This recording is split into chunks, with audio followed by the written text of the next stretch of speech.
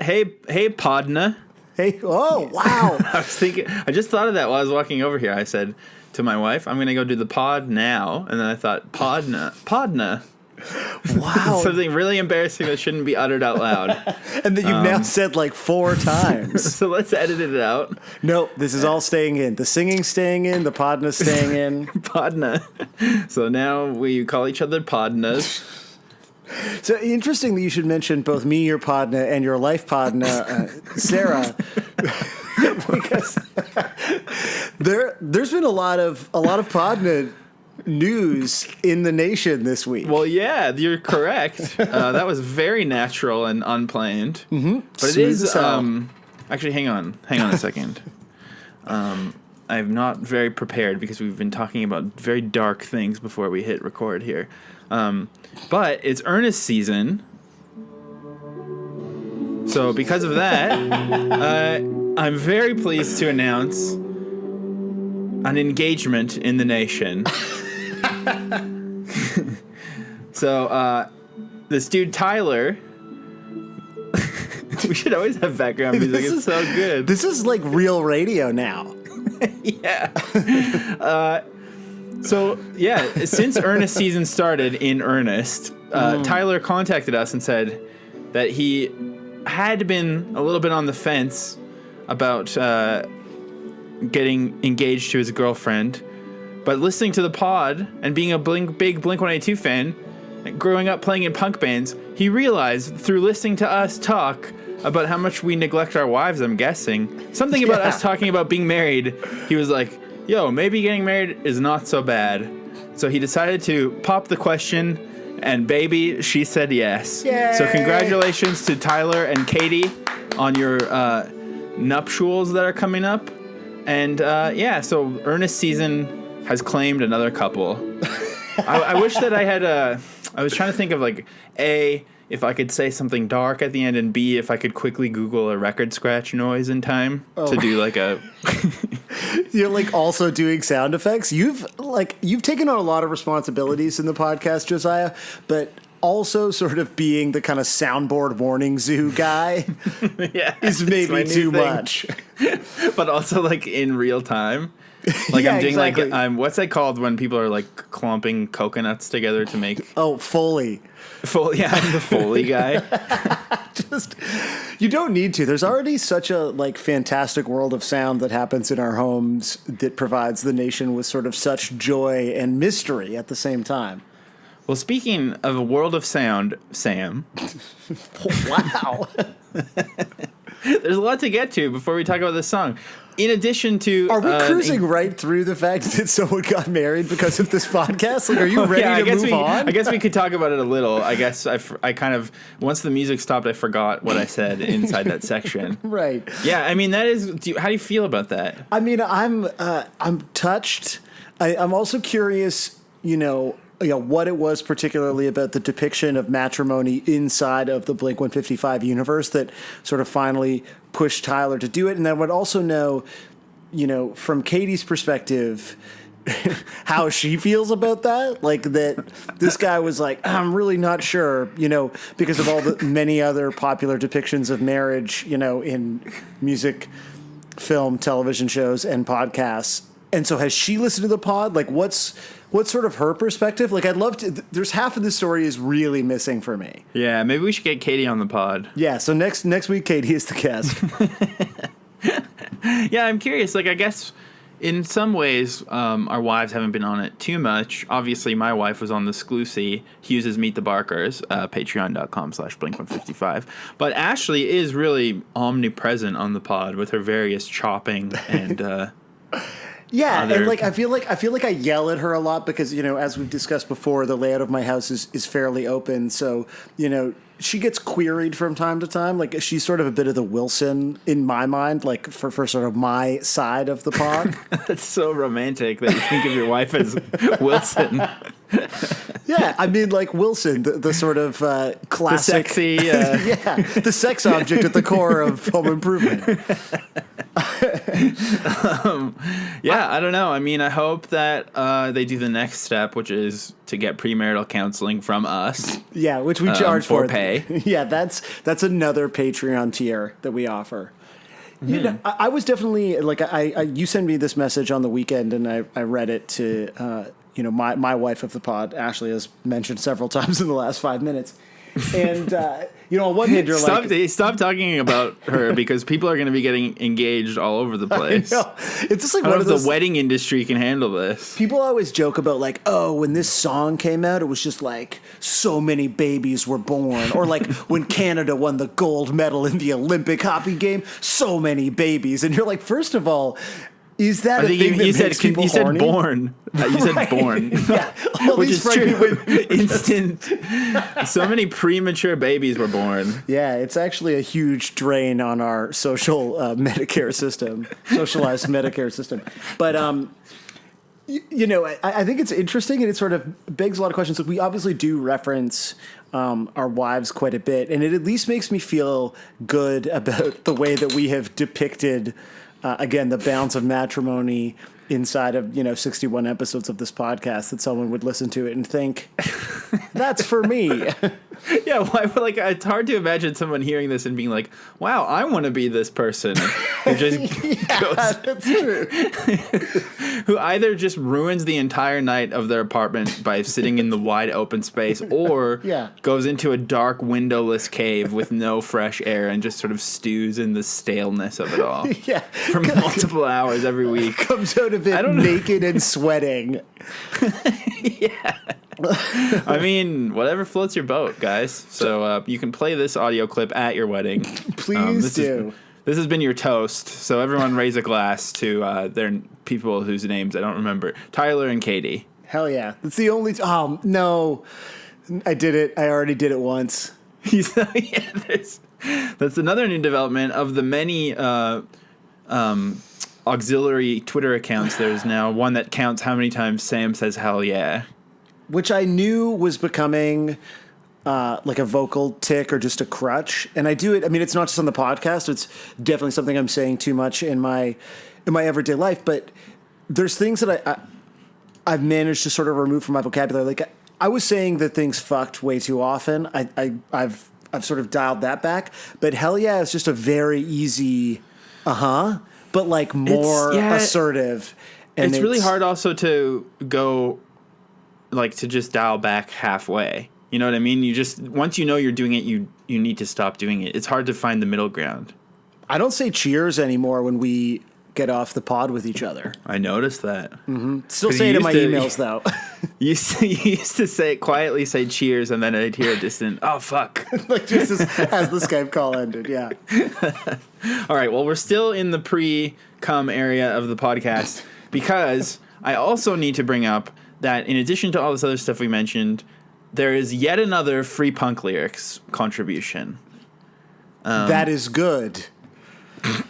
Wow. Oh, right. You don't want to say. I've already, it's gone. Never again. Come, yeah. Sorry, I like the idea that you think the part before, like the whole kind of preamble bit is pre-cum. So is like the entire rest of the pod, is that like just like 90 minutes of one massive load in your... I mean, that's not for me to decide. That's for the right, listener. Just like sticky ropes of knowledge. Uh-huh. So, Free Punk Lyrics, I mean, look, do we need to keep explaining this to you fucking people? So Free Punk Lyrics is a Tumblr that Josiah started with his friend where they wrote punk lyrics in 4 minutes or less and post them on a Tumblr, freepunklyrics.tumblr.com. And so far we've had 3 submissions of people who have actually taken these songs and put them to music in the style of Mermaid Avenue. And so we've got yet another. This time around comes from Twitter user Soviet Big Muff, a.k.a. Autumn, from upstate New York. And what she has done, well, she's kind of predicted what you're going to think of it. I don't know if you will or not, but this is more of a kind of DIY indie version of Free Punk Lyrics. And she's taken on the song Fuck Money, which no one has done yet. So I don't know, if you'll allow it, I wouldn't mind playing it on the pod. I will allow it. Just this once, though.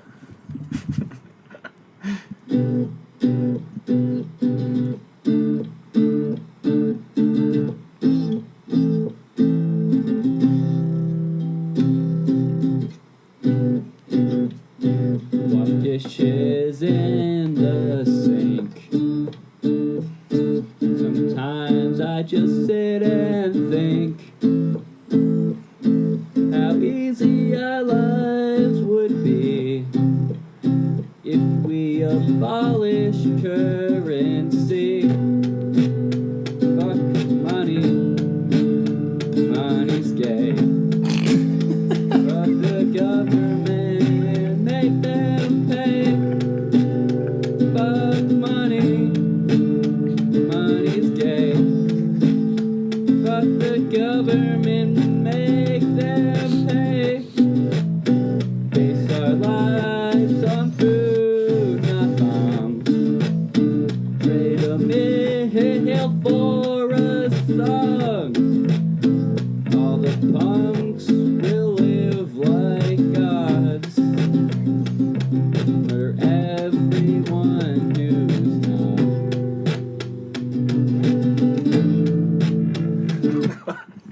We'll upload the whole thing for anyone who wants to listen. How much longer is it?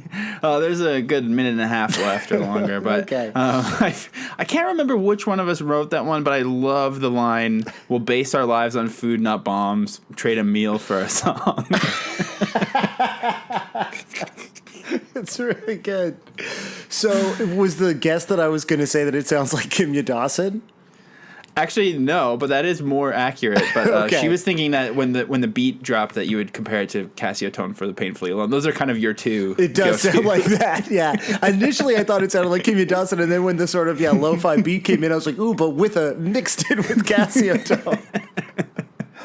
All right, so we've got it. I gotta say, it's like if I could dream up like the perfect indie band, it would be a mix of Kimya Dawson and Casio Tone for the Painfully Alone, and I would wish them into existence by throwing a penny into a wishing.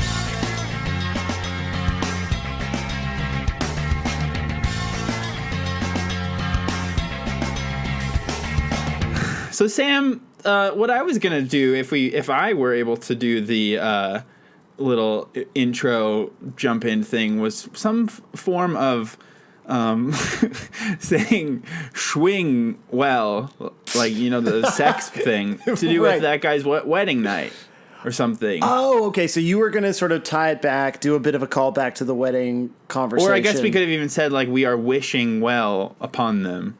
But obviously it's too late, so now we need to start talking about the actual song.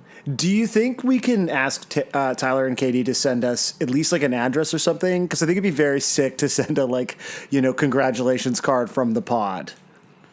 I mean, I could DM them, or we could just ask them on here right now. Please send us your address. And Katie, tell us how you feel about the whole thing. And also keep in mind that Sam has officiated weddings before. Yo, it's true. I'm available. I'm ready. Junior Battles has played weddings too, so I could officiate.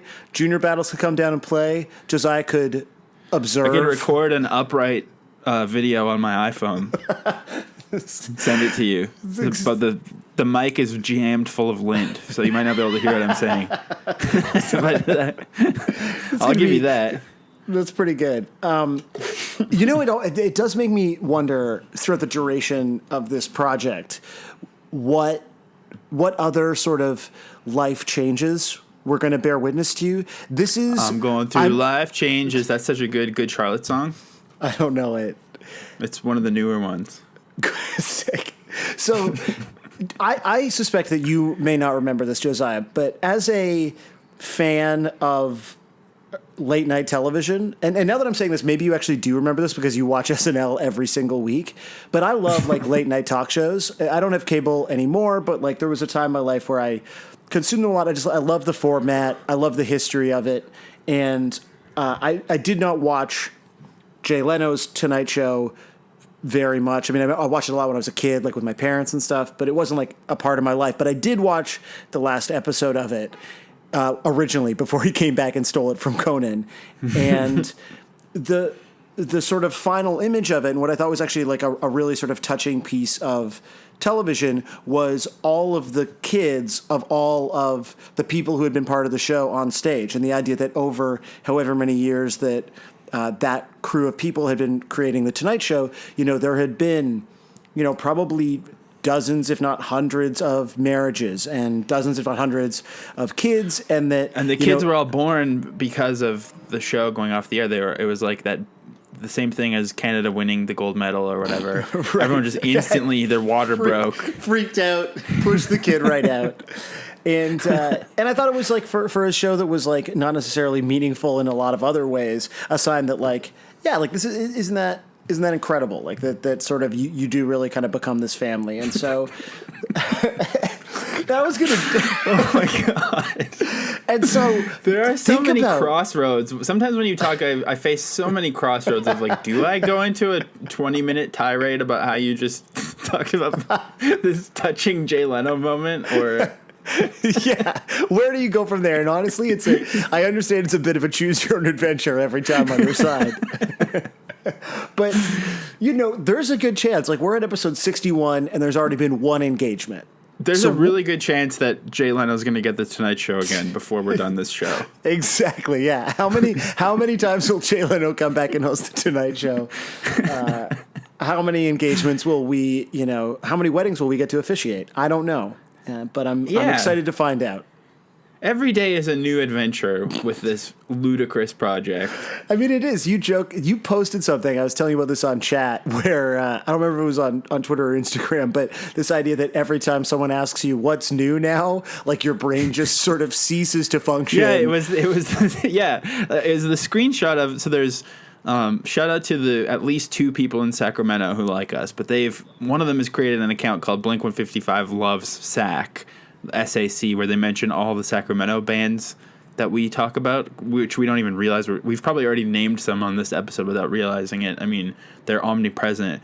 But someone made a parody of that account called Blink 155 Loves SAC with a K at the end, so it's all just about balls. And it's just like looking at this, like, how do I explain this to people? like, I'm going to be, seeing people I haven't seen in a while. They're going to say, what's new? And then, yeah, truly when that happens, I go into like shock. Like, I don't know how to, I just go into utter silence and say nothing because I don't know how to explain that there's someone parodying, I mean, even trying to explain it right now, I can't do it. Well, you will get an opportunity to try to explain it live in Toronto this weekend. If you're listening to this on the Friday, the day this episode comes out in 2 days.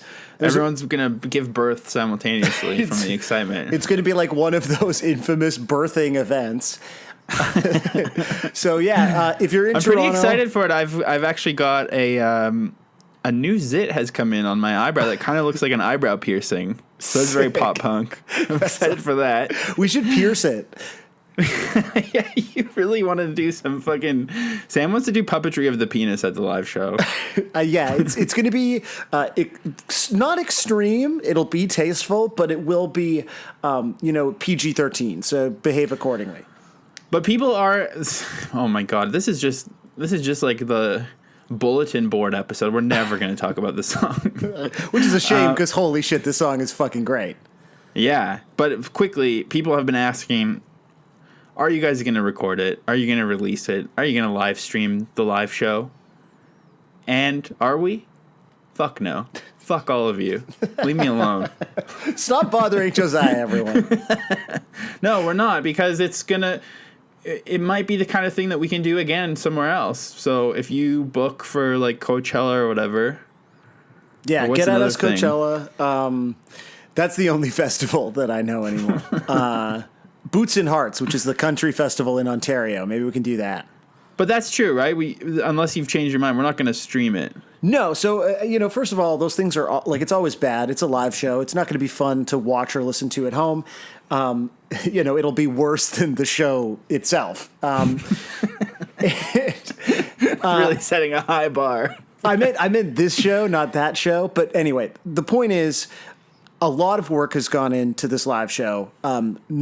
Just to be very clear, not my work, but your work, several others. I think it's going to be like a really amazing night.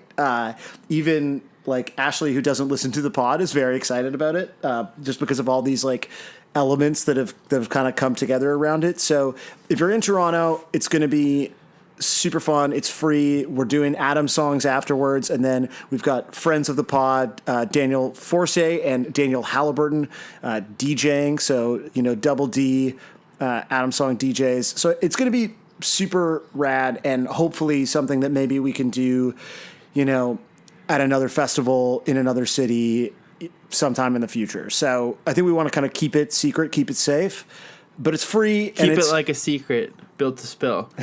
Yeah. Also, exactly. we give you guys how many hours a week you don't need anymore. Trust me. No. Like, do you want to start listening? Do you want to start tapping my phones and listening to me talk all the goddamn day? Yeah, do I not give you enough? That's kind of an interesting idea. Like just going full Truman Show. Yeah, exactly.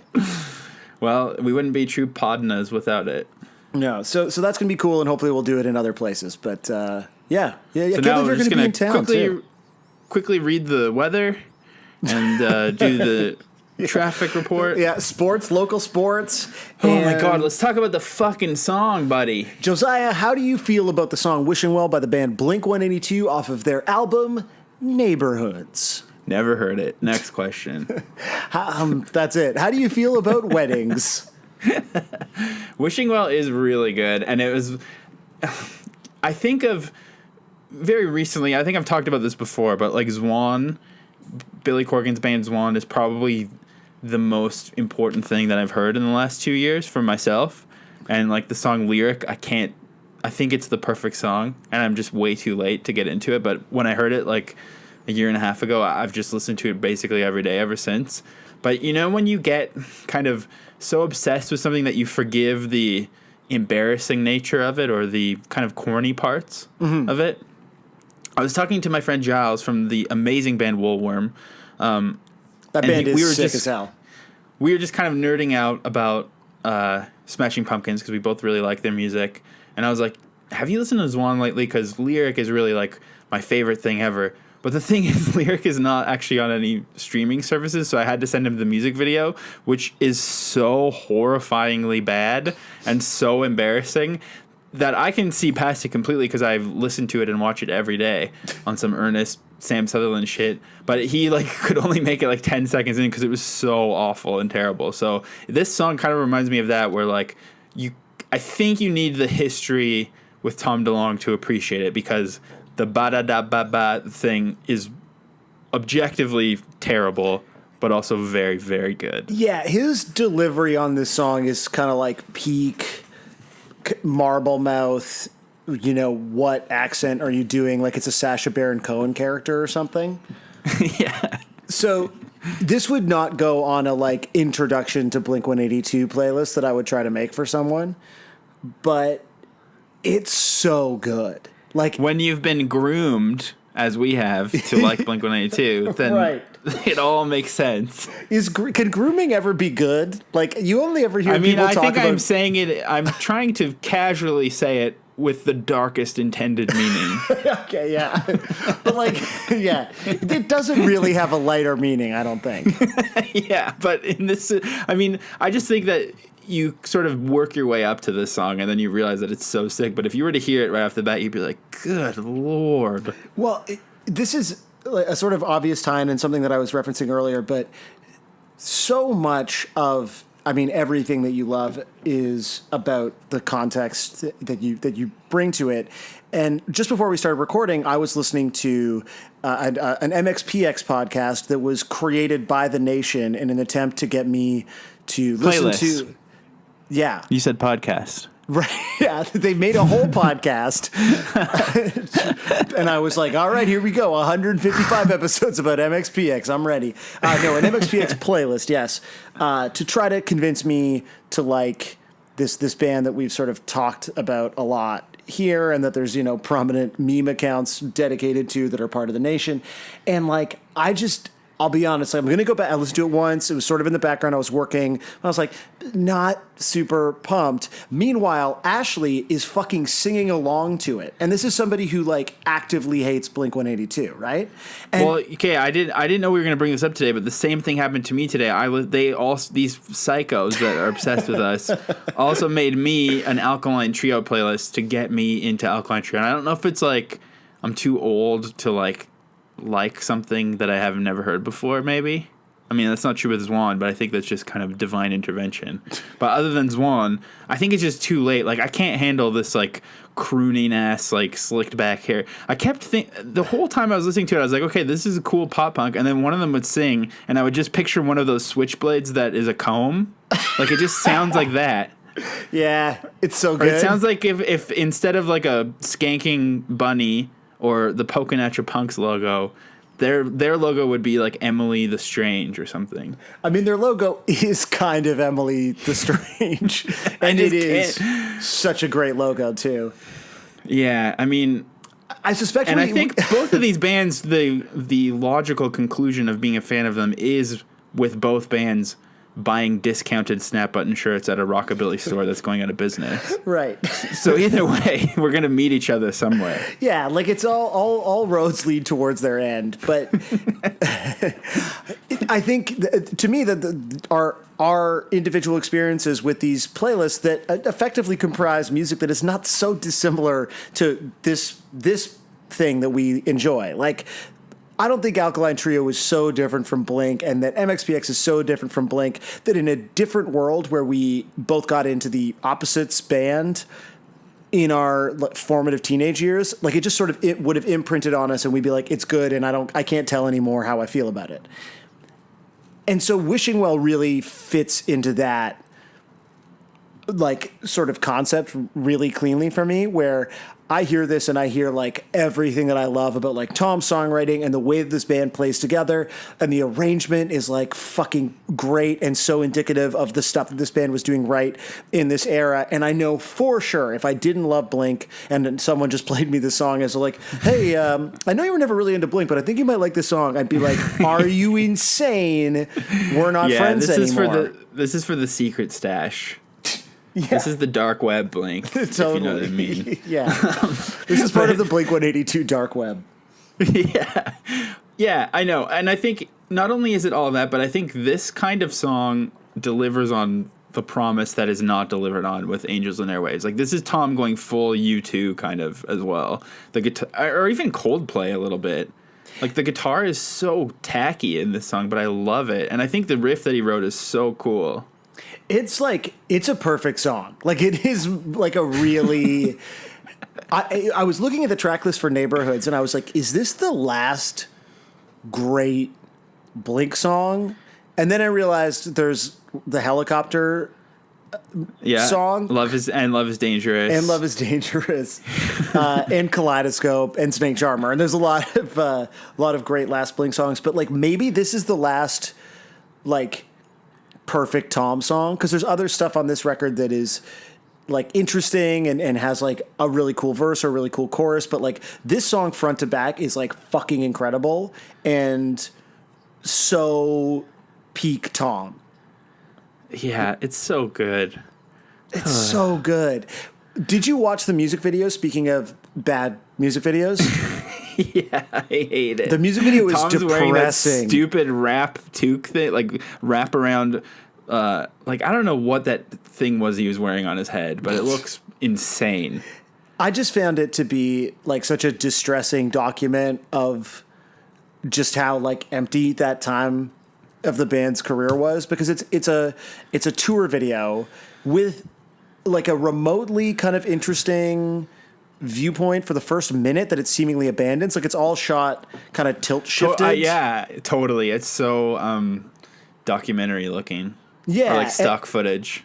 Yeah, so it's got that like tilt shifted. Everything looks like a miniature toy thing, which I actually haven't seen a lot on like people playing music, I don't think. And so like you see it in docs all the time as like an establishing shot of a city or something. Or like on every 40-year-old's Instagram. Yeah. Oh, I when mean, they visit like Brussels. Yeah, and they have 10 followers and they do tilt shifts. Everyone's like epic. Once Instagram added the tilt shift, it was truly over for that as a production technique. Epic Brussels tilt shift.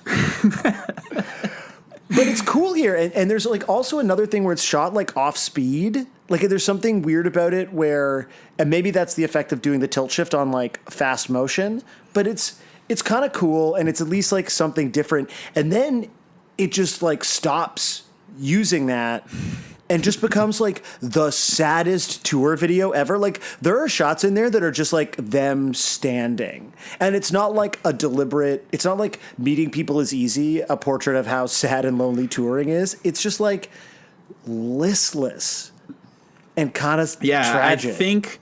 I kind of think the current Blink-182 live feeling of it being like punching in and punching out a like work thing. What's that called? I haven't worked at a normal job in a long time. Did you ever have a time card like a punch card? I had one when I used to work. I used to work in the warehouse for the clothing company Aritzia in Vancouver. Yeah. And I had to punch in and out there. But other than that, I mostly just stumble out of my bed and then rest on the kitchen table for a bit before lumbering over to the computer. So no, I don't know much about labor, but I do think that it seems a little laborious now when they're doing this touring. But I think looking at this video, you can even see it back then how it's just like Tom's probably just standing there like I have to play fucking First Date again, and I really don't want to. Yeah, he looks. So you can kind of understand miserable. why he was left. Maybe it is interesting. Thank you. To kind of point to this and say this is what like doing a band as a job looks like, and then it obviously carries over into the current live incarnation of this band.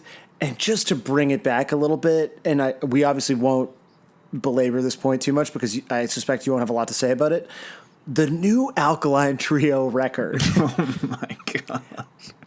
What's so good about it is it just feels like a band doing like straight up. It's like it's a bit of a fan service album. I think like it's totally sounds like stuff that they were doing honestly 10 maybe 15 years ago. And it's so fucking good. And you're like, I don't know how much they'll even be able to tour this record. Like this record is not designed to sort of fill the gap, get them on the road, get them the Vegas residency. It kind of just sounds like a band doing like the spooky, pop punk that they want to make. It sounds like Sriracha, probably. Yeah. That's what they sound like to me. Look, this is not what this podcast is for. However, I think that juxtaposition is really interesting because you look at, again, like what this band is, what it looks like in this video and obviously how that's kind of continued versus how it's kind of possible to keep making music like this, but just, not have it drain all the fucking life from you. It's weird that the video is like that because they're playing this song, which is truly a very clever song. Like it's just the riff is so deceptively simple but clever, and everything going on in it is clever. And I don't know, it's just like it's not like they're playing "She's Out of Her Mind" or something, which is what I would feel most depressed about. It's like kind of an interesting, weird little peppy song. What's your favorite clever part of the song? I think it is the riff at the start because it's just sort of like, I mean, I didn't really think about the timing too much, but it just feels a little bit off, but isn't, or it feels like it's just starting halfway through the riff, or I don't know. It just, once again, Tom has pulled out yet another riff that is like so easy and anyone can play it, but also very interesting and not just like generic.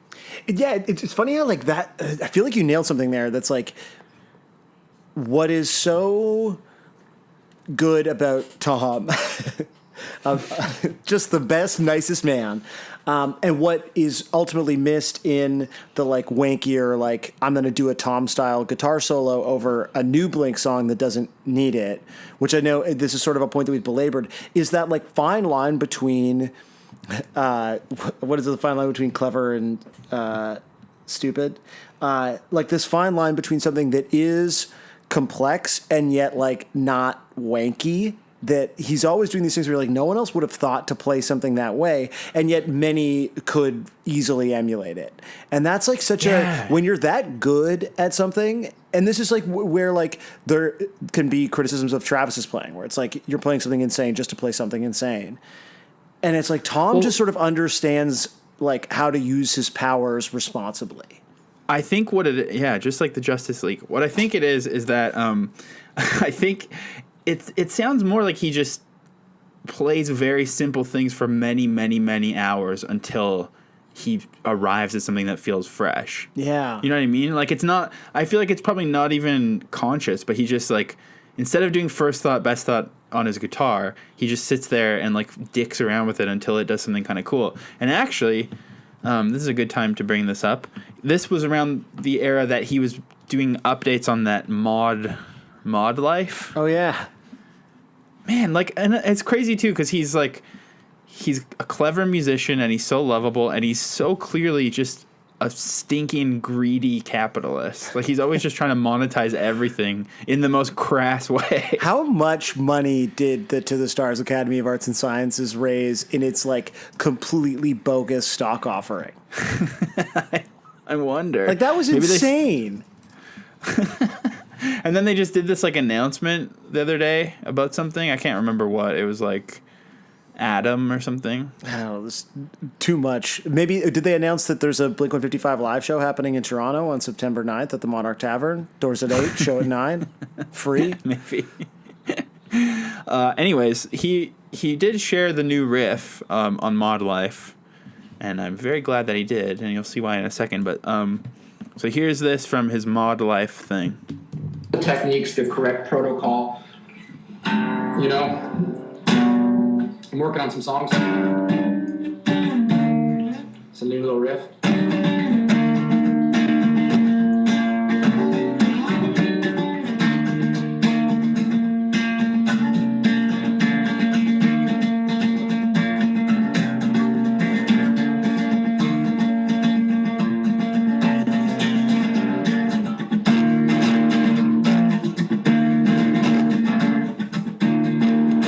So you can kind of hear a little something.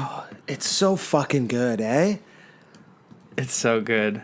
But as a result of this Mod Life thing, way back in whatever year this was, we got a predictive song. Yes! Oh, these are my favorite. I like gave up hope on hearing more of these. I was literally thinking as Josiah. I was truly thinking as you were playing that, God, it's such a fucking shame that this was before the predictive like trend that sort of seemed to sort of emerge around California. Oh, bless. I know. Yeah, well. Bless Mike 275 misses. Merce. Yeah. Well, the best part is they've just lied and said that this is a demo. Yeah, because this has 38,000 views. Yeah, because everyone thinks that it's like an early rough demo, but it's been clarified somewhere that it was actually one of these predictive songs. Yeah, it does not sound very good also, but here we go. Okay.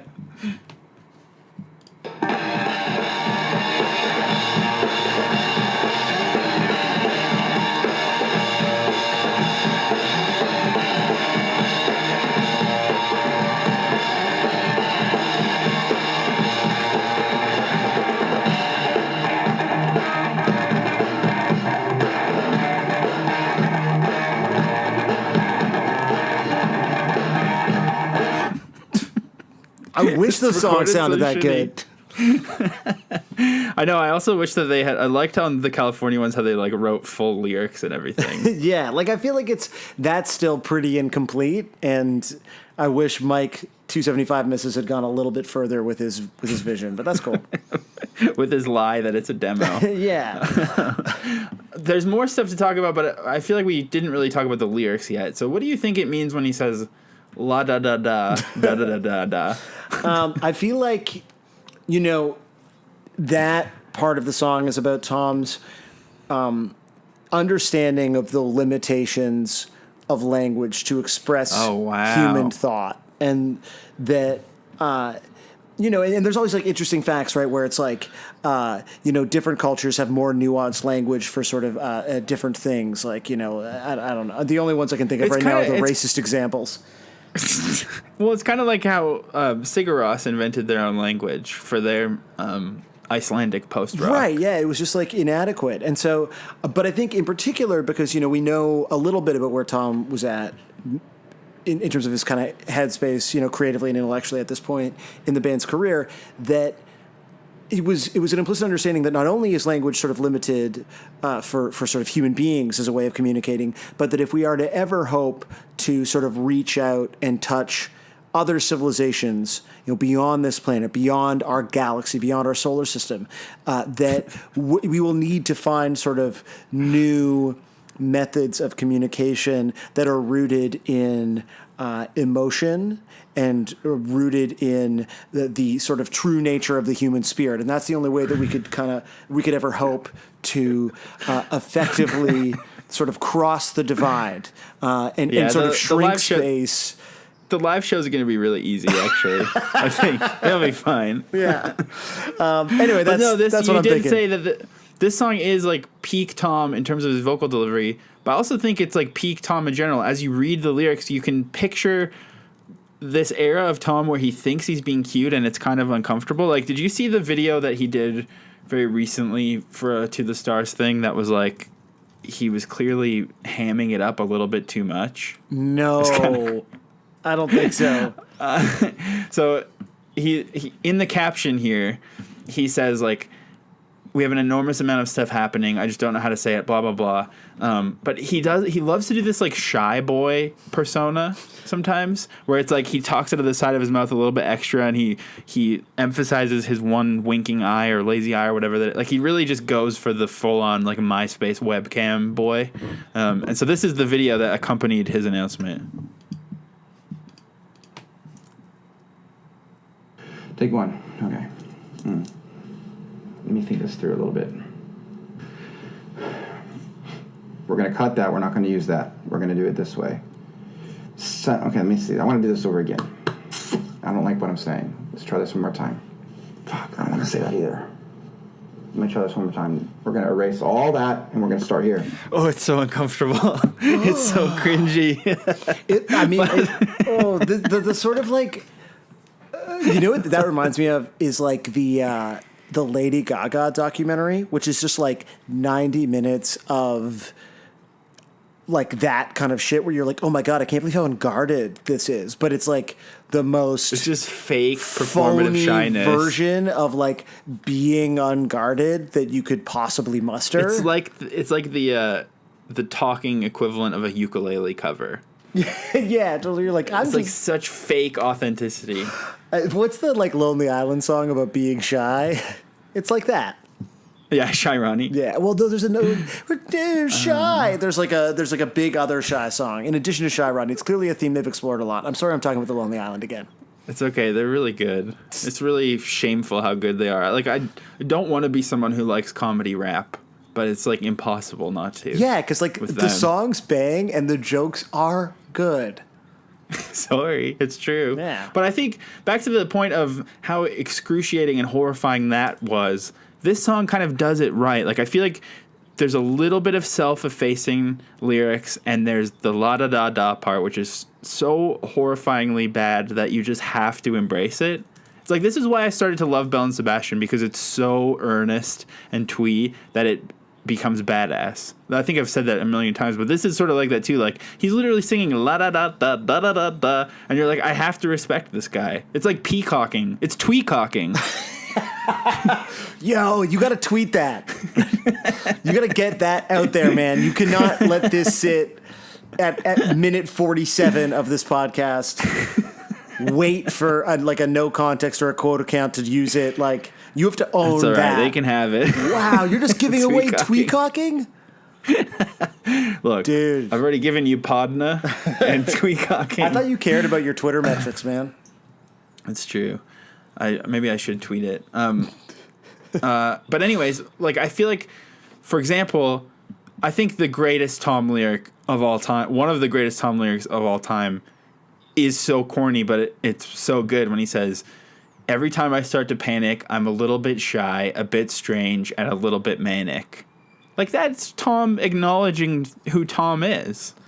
It also reads like somebody's old ICQ bio that is, just so random. Like, this is basically Tom saying that he's so random. I know, but it's Tom. I mean, where do those ICQ bios come from? They come from Tom and Mark. Yeah, that's true. They are the original ICQ bio. I don't know. I think it's so good. And then on Genius, it points out, they think that when he says, did I say it too loud, a bit hard, or a little misleading?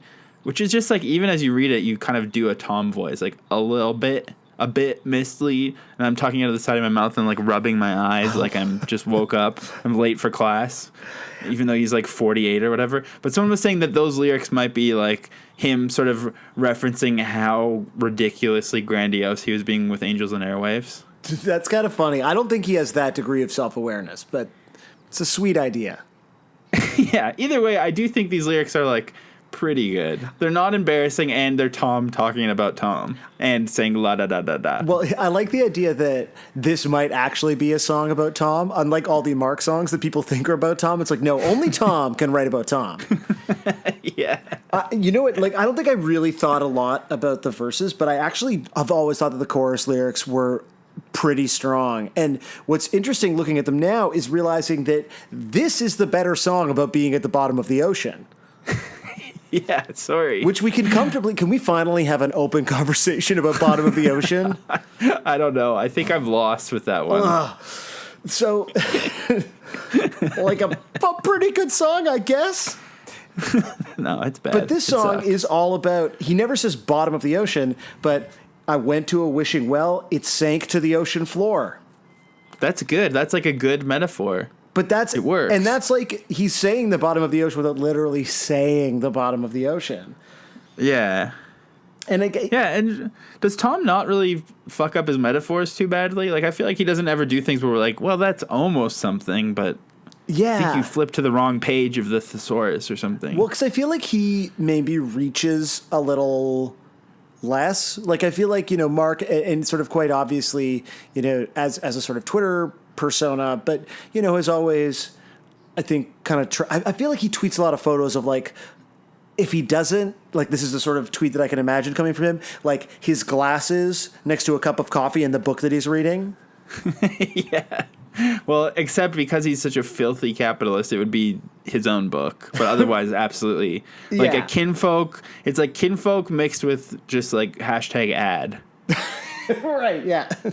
But like, I think Tom has always been, you know, much more of the, like, if you think about it as like the Henry Rollins of like the personal is political, like it's. Oh, sorry, I thought you were talking about Tom's Instagram, not Mark's. But no. You're okay. I got lost because I think I don't know. I'm losing my mind about Tom right now because I want to believe that he is the Henry Rollins of the band, but then I just remember like how much he's just a walking advertisement for himself. Yeah, and that he's stealing money from people for his attempt to travel through time and space. So, like, yeah, those aren't big pluses, but I do feel like, you know, Pathetic is a song that, like, so kind of perfectly encapsulates, I think, like, maybe his lyrical approach, and that's sort of similarly on display here, where it's not throwing out metaphors, like, it's shit like First Date, and it's shit like this, and it's, you know, voyeur. Like, it's either, like, a kind of, like, straight-ahead story, whether fictionalized or sort of rooted in some like element of his own experience, or it's something like this that's like an attempt to kind of like put to words like more ephemeral feelings, but without like literally saying bottom of the ocean, even though this chorus is full of metaphor. I mean, I don't know. I'm swimming in shit here. Maybe I don't know what I'm talking about. Oh, I think you're onto something. I also think that this song makes me reconsider the way that Neighborhoods was so disjointed, because Tom was alone recording this, but you can tell he was like really, really agonizing over every single aspect of the song. So it wasn't actually like, it wasn't that he was just shitting out demos. Like, he was like sitting in his San Diego garage, Bill Billingsley hiding in the bushes, watching him, and like shirtless, going shirt over. But he clearly went over and over, like every single line of this. Like I've said, being embarrassing is the worst part, and this is a song with la da da da da that doesn't have any embarrassing lines. Like, that's truly impressive. Yeah, and I think like I sort of, this is the kind of like lyric writing that I maybe admire and attempt to sort of replicate like the most in sort of any of my own projects, is like, if you look at like, you know, again, obviously the chorus is like the ocean and the rocks and whatever, but like the second verse, like this is sort of shit where like, I mean, he's like obviously writing about maybe his own just like mental social foibles, but the like, on the narrowing line, what a way to sort my troubles. in a very short time, gonna pop better, duck and cover. And you're like, that, like, okay, so like the duck and cover thing, fine, but like otherwise you're just sort of like trying to paint a picture of like your emotional state. I'm only really comfortable getting this real because I know we're deep in the season. Yeah, no, and this is pure earnest season because I think this is very much like self-reflection for Tom. Totally. But I do think the chorus does use, like, in a traditional pre-internet sense, irony, how, you know, the wishing well is the ocean floor and then the shooting star burns him. It's very, like, it's just so good. Like, this is just, like, a great song. It's written so well. I feel like if this had come out when I was in grade 9, I would have done, like, an English class report on it. I kind of wonder if you're interpreting this song as being about, like, literally himself. The idea of, like, had fun in the promised land, which is a really good, like, we've made fun of this band for, like, changing one word to try to, like, be poignant. But the idea of, like, there's something about, like, had fun in the promised land is just, like, such a weird phrase, and I fucking love it. Like, just... It's so good. Yeah, I think it's very... That had is very weighted, for sure. Yeah. I mean, I am interpreting it sort of like... I always dreamed that I would reach this height, and I would keep getting burned by it, and, like, it's burning. I can't contain everything. It's too big, and it was really fun getting this far, but it's, like, too much. Yeah, I love it. This song's so good, man. Wait, I wanted to say, because while we're talking about the chorus, and I'm going to forget it, but, like, just to bring it back like 20 minutes, when I asked you what you thought the most clever part of the song was, I was sort of hoping you would ask me, and that I could respond thusly. Sorry, I'm not generous enough for that. Mark's contribution in this song. So obviously this is, and maybe you have other facts about this, and I'd be curious to know, like, more about the origin of the song. And I imagine many listeners of a podcast about individual Blink-182 songs might also have that curiosity.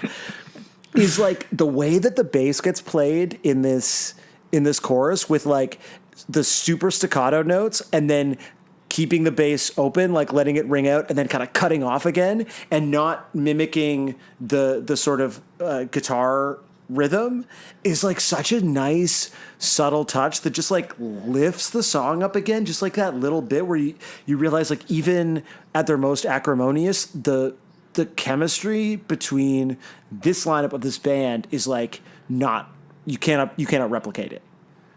Well, the only quote about the song that I found is also on the Genius, but it's from Mark. And he said, "Wishing Well is all Tom. He wrote the song, he wrote the lyrics, he wrote everything about that song, and I think it's really a great track." It's kind of indicative as to the feel of this record, I think, as well, in that it's very catchy, but the lyrics are really, really dark and a little depressing. But I like that about this record, and I think that this song kind of embodies that notion. Yeah. Mark. So it sounds like maybe Tom even wrote the bass line too, but I think that's because this song represents what Tom knows Blink-182 should be at this point. You know what I mean? Yeah. It's not like...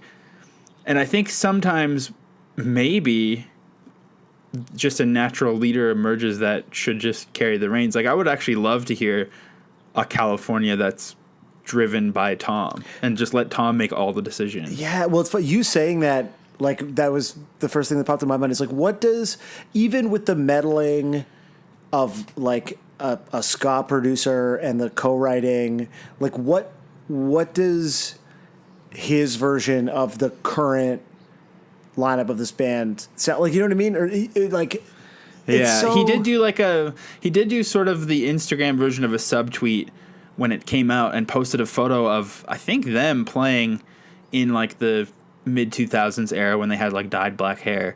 And it said something like, "I like music that has an edge to it," or something. Which so I think is so he would have corny, but yeah, it's so embarrassing. But again, we've been groomed to this, so it's fine. But, like, I think that he would have really added the darkness that they thought that they were adding when they said "wearing all black in the sun" on the song California. Well, it brings back. This is like an old part of the Blink-152 narrative, but your dream lineup for the band is Tom coming back and Matt staying in the band, right? Is that? I think I've changed my mind about that. I would love for Tom to come back and for them to have another guitarist for sure, but I've learned that Matt Skiba's quite a terrible guitar player. I don't know, man. That new Alkaline Trio, it's got riffs.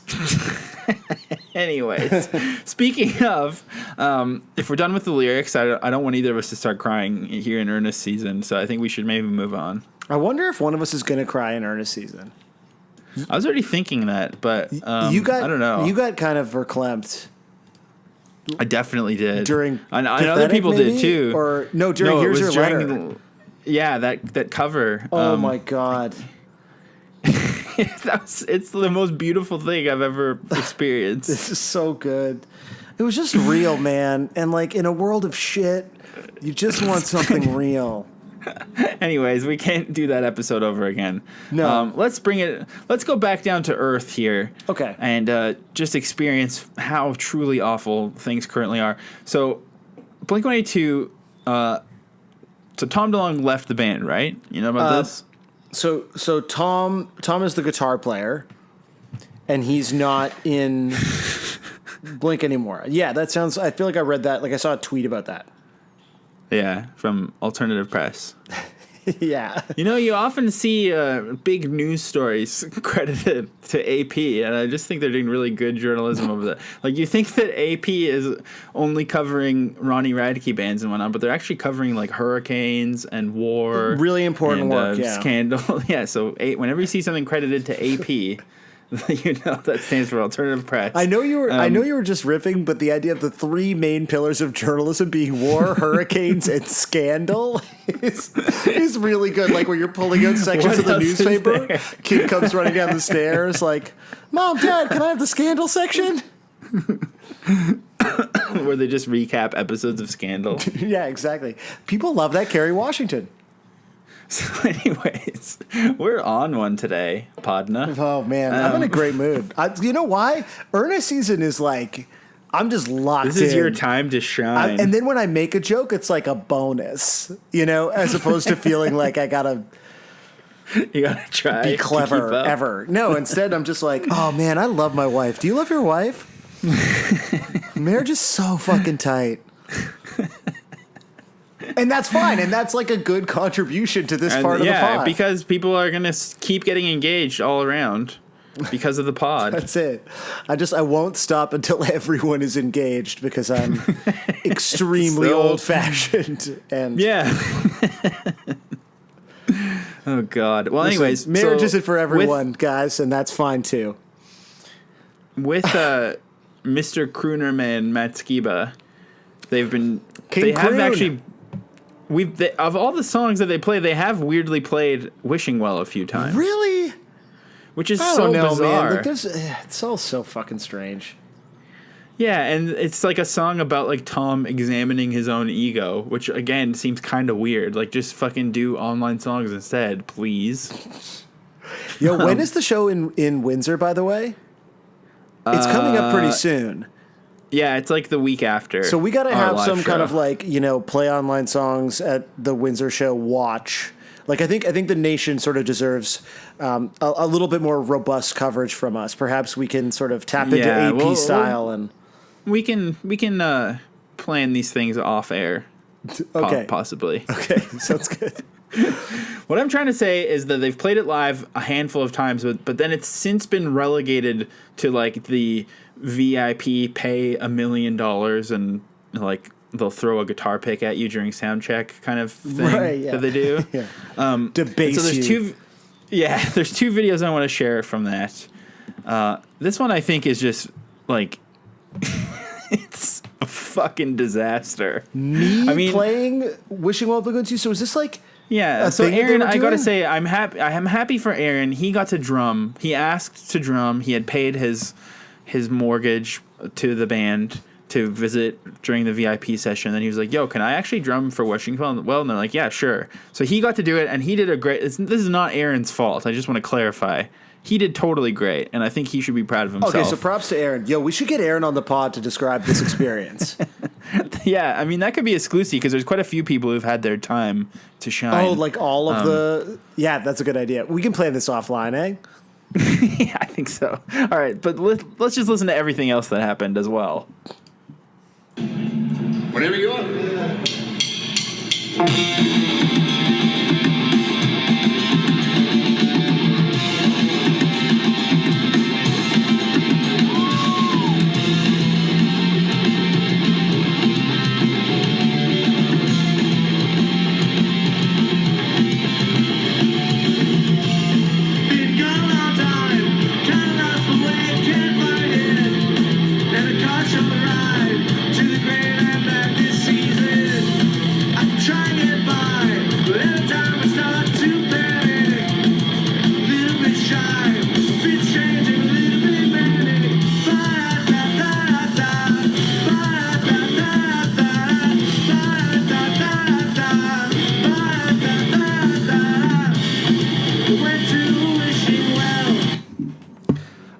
I'll be You probably honest. loved it.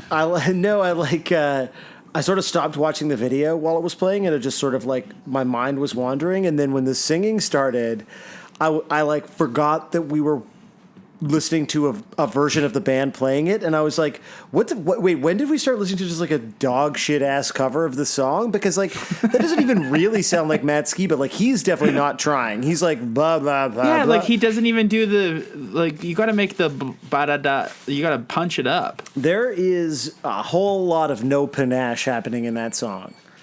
Like it's that. And also he like. I know that the pedals are controlled by elves under the stage now, but you got to turn off your distortion for that song. The whole point is it has to sound corny as possible. Yeah, there's a lot of like great, I guess, like flange on this song. Like the drum fills with the like, ooh, all of the EQ. That's. I mean, if that wasn't, I don't know how I feel about that. I mean, I think that's one area where I'm like, yeah, this. Okay, wait, this is really corny, and I should be ashamed of myself for listening to this. It's a reminder of just like where they were at this point, and it's also probably a function of like, I mean, because I just still have the Genius open, and this was mixed by. I mean, it says like Femio Hernandez and Tom Lord Alge, but like Tom Lord Alge, who we've talked about previously on the pod, is just like the dude, little Hobbit man. Yeah, yeah, and he just does like the most like, ooh, it's a radio edit, like like just like unnecessary excitement, and yeah, like a version of the song produced more in the style of even just like the last record would be sick, but that was like, yeah, really fucking bad. Wow. Well, here's an even worse one. So they did one of these things again where they just grifted people into giving them money for to just like make eye contact with them before the show. But then But not I don't even because remember- Mark is wearing sunglasses in all these fucking videos, even though they're inside. And so they can't. I guess this was an outdoor show or something, so they had to cancel the sound check because maybe getting electrocuted or something. So they did one in the parking lot. And I will say that Matt Skiba's sunglasses are pretty cool. Yeah, he kind of looks like Mac DeMarco. Like, Yeah. And I like his like blonde hair that's just all unkempt. And he does seem to have some sort of stain on his jeans, which I think is also cool. Like he's pretty dumpy in a cool way here. yeah.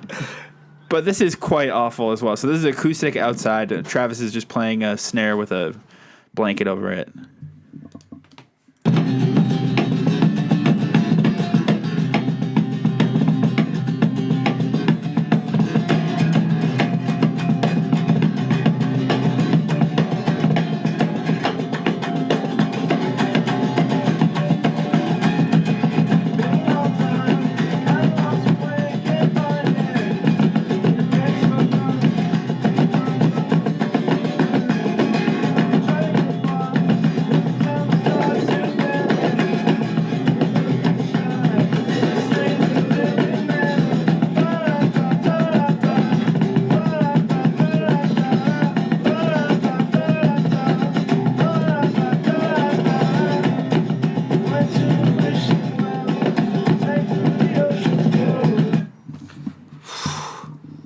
Wow. I just feel like I would be so uncomfortable if I was there. I would just really wish that I wasn't there. Like, I wish I'm not here. Like, this is all. It's just like a reminder how, like, I think also once you get to a certain point of being a band, like, nothing matters. Yeah. Like, it doesn't fucking. Like, no one would ever hear this band, again, devoid of all of the context that, you know, we all possess, and be like, you heard this sick new band that fucking sucks ass? Like, it's. I know. Although even Autumn from earlier in the episode with the Free Punk lyrics, she first heard Blink-182 through Neighborhoods. And so, like, I mean, What? these people exist Yeah, out you here. always I say mean, that where you're like, keep in mind, this might have been someone's sort of introduction to the band, and you're like, no, like, that's it. I mean, if we truly believe that this is a great song, and I think that we do, I'm willing to accept that someone could hear this and then maybe want to go deeper or whatever. But I guess specifically imagine being in this moment. Like, someone's like, I got us backstage passes to my favorite band, Blink-182, and you're like, I've never heard of them. They're like, well, come with. And then... and then it's just like three absolute hockey dads Yeah. waiting for their kids and just like deciding to busk for a second. Like, there are definitely, this is on the lower rung of cover videos that we find. Yeah, like you wouldn't have even played this. This would be one of those things where I would be like telling you that I'm in a time crunch, and you'd be like, okay, I'm editing the covers as I go, and you'd be like, this one just says like sad dads. Okay, I'm going to skip that one. Yeah, exactly. I don't know. I just don't know. What are we supposed to do about this? I don't know, man.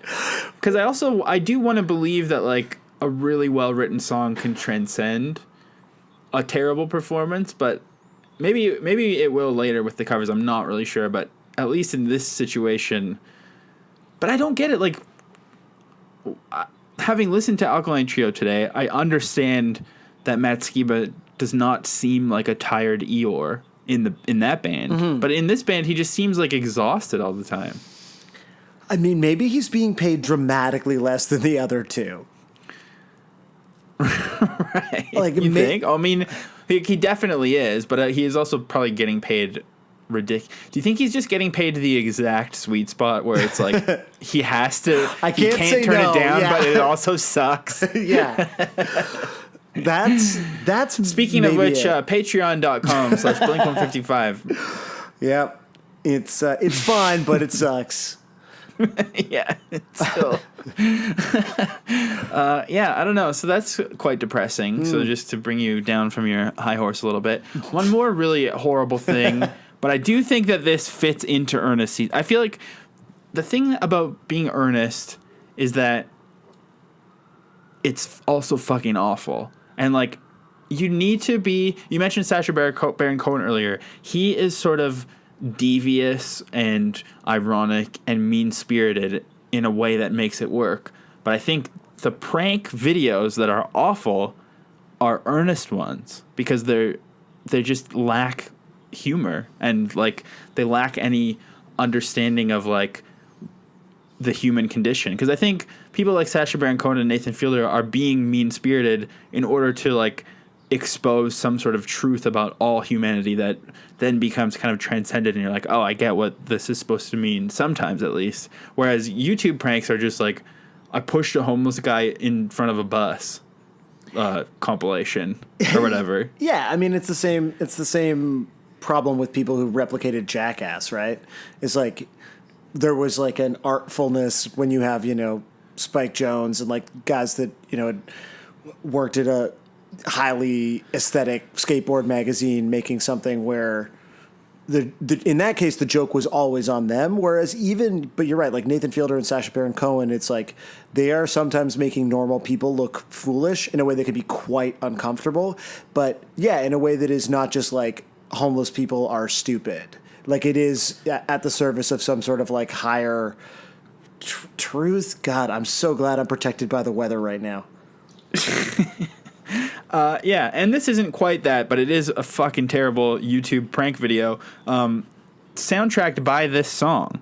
And so I'm glad that we can finally address, because being that you are a YouTuber and that you probably have an alt account where you do these prank videos, because everyone on YouTube does, yeah.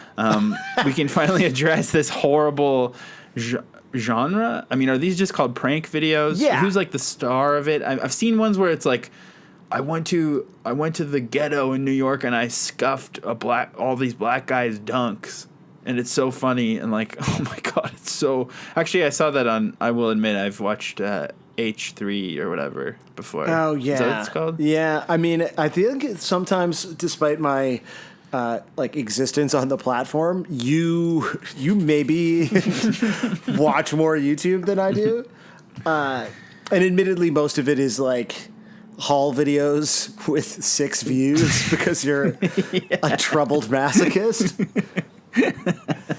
But what can I say? I'm a little bit strange and a little bit manic. But you do always see these prank videos becoming news stories where like it'll be like someone pretended to kill their friend, and it's like, is this unethical, thinking that you're dead or what? It's like, these are, but this is like, you had that woman who killed her husband, remember? Like she was going to prove that a phone book could stop a bullet, and instead she just shot her husband to death in the chest.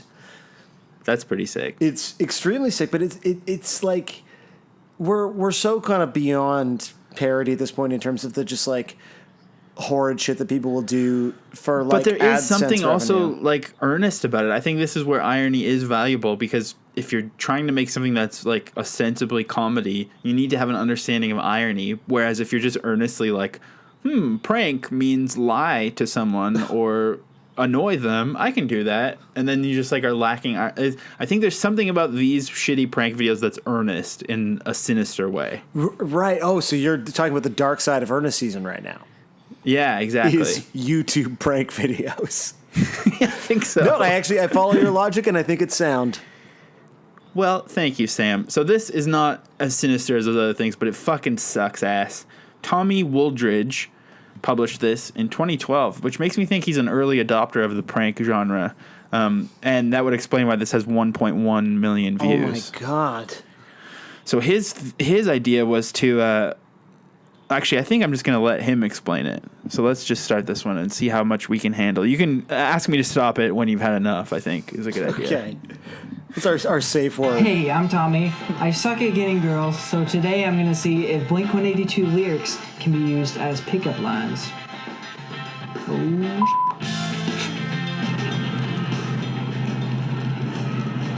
Hey. Hi. Hi. Is it cool if I hold your hand? Not exactly. Hello there, angel from my nightmare. Shadow in the background of the morning. Hey. Hi. How are you? Good. Good. This world's an ugly place, but you're so beautiful to me. Thank you. That's very sweet of you. I'm engaged. Dang it. Hey, show me the way to the bed. Show me the way you move. I'm sorry.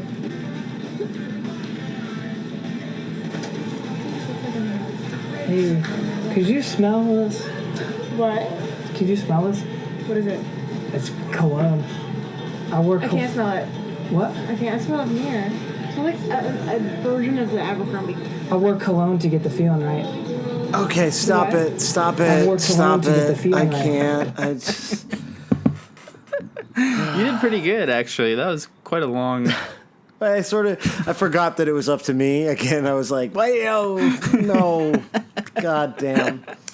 Being just like a woman in public is terrible, eh? Yeah, that's the other thing is You like... never know when a guy's pranking you with Blink-182 fucking... At least Nathan Fielder and Sacha Baron Cohen are being mean to people for a purpose. I still do feel a little bit conflicted sometimes, but it's at least they're trying to make a point or do something. They're working towards something. Well, yeah. But this is just like for no reason other than for this loser to get more views. Nathan For You frequently makes me like too uncomfortable, to be totally honest, because I'm like, I don't know that this, whereas like obviously like whether it was like, you know, Borat and exposing people's racism, or it was, you know, any of the Who's America stuff, which I guess is also just about exposing people's racism, even if it's like a normal everyday person, you can still kind of be like, well, fuck these, the frat guys on the RV or whatever in Borat.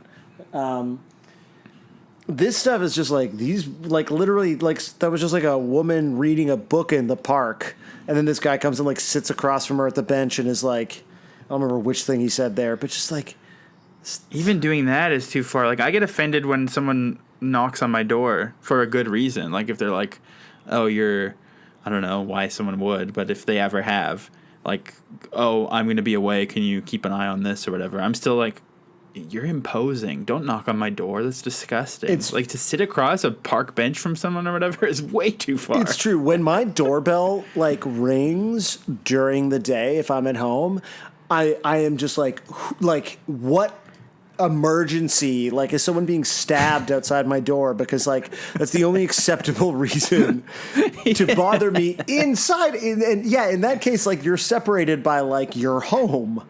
So I hated that. That shit is just like, this is but why it I was hate, undeniably very it earnest. was certainly so you have earnest, to. yeah. And I guess you got to take the good with the bad. Yep, that's what earnest season is all about. So, would you like to earnestly join me hand in hand for some covers. I would love to, Josiah. There's quite a few, so I'm just going to warn you right now that there's quite a few. Okay. Well, since you won't stop talking about like fest and orgcore type stuff. It's been I'm reacquainting myself like in my personal life, and to be honest, it's bringing me a lot of joy. Well, I think we should start with the most orgcore sounding cover, which is, of course, Future Idiots. The Boys. I can't remember where they're from, but they're from somewhere not America. The only country. So were they Swedish or something? Yeah, I think so. I feel like we've already thought and talked too much about them. Yeah. Quick recap: they fixed quote unquote neighborhoods and made it like a pop punk version that I liked when it first came out because I thought that I hated neighborhoods, but now my brain has expanded or shriveled, and now I like neighborhoods. So I don't know. Yeah, but this is their take. Did you want to say something? No, I realized I was sort of going to talk over you. I think we've uncovered this. You and I have like an early sort of piece of Twitter banter or something maybe about this. Yeah. Where like I really enjoyed listening to it. I thought it was like an interesting idea. And I think through the course of doing this podcast, I've come to hate this band. Me too. But this is very, like, this to me kind of sounds like what I still think Alkaline Trio sounds. I'm still pretending that I've never heard Alkaline Trio. Despite the fact that the nation made you an entire playlist. And I really do appreciate it. And I also didn't ask for it, so I don't need to be fake nice about it. But I do. It was nice of you, and I did sit through it, and that happened. Here we go.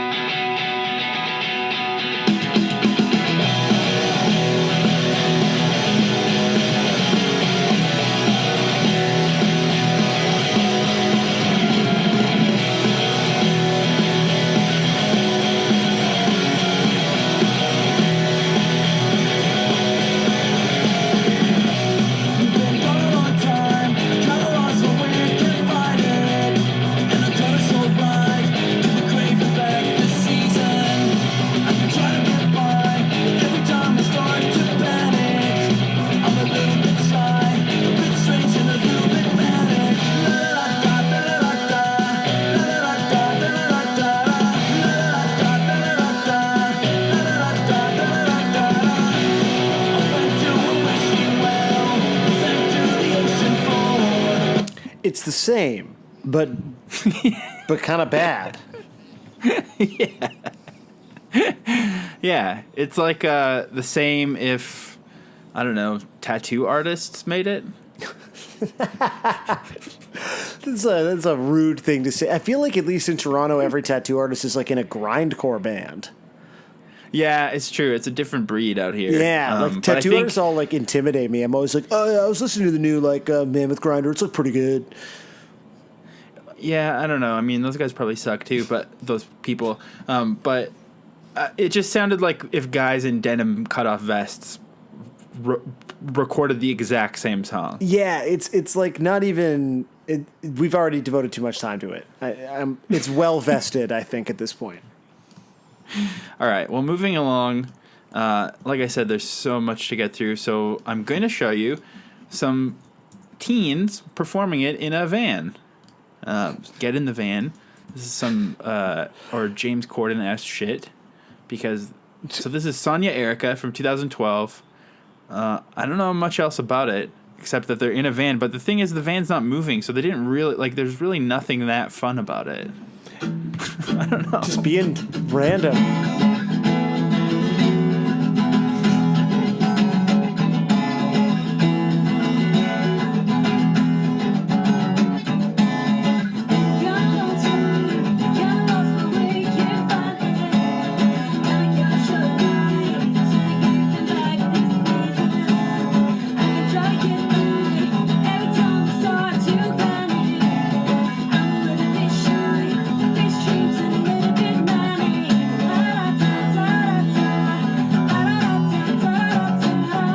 That's what I want to see in Ernest season. I think. Like that's like the Ernest season is in me, as I absolutely love that. And also in the description, she says that as some of you requested, here's me and my boyfriend covering our favorite song, Wishing Well from Blink-182. And so... Oh, that's yeah, so cute. It's so cute that they started dating because of this podcast. And they're going to soon be married. Yeah, and we are officiating.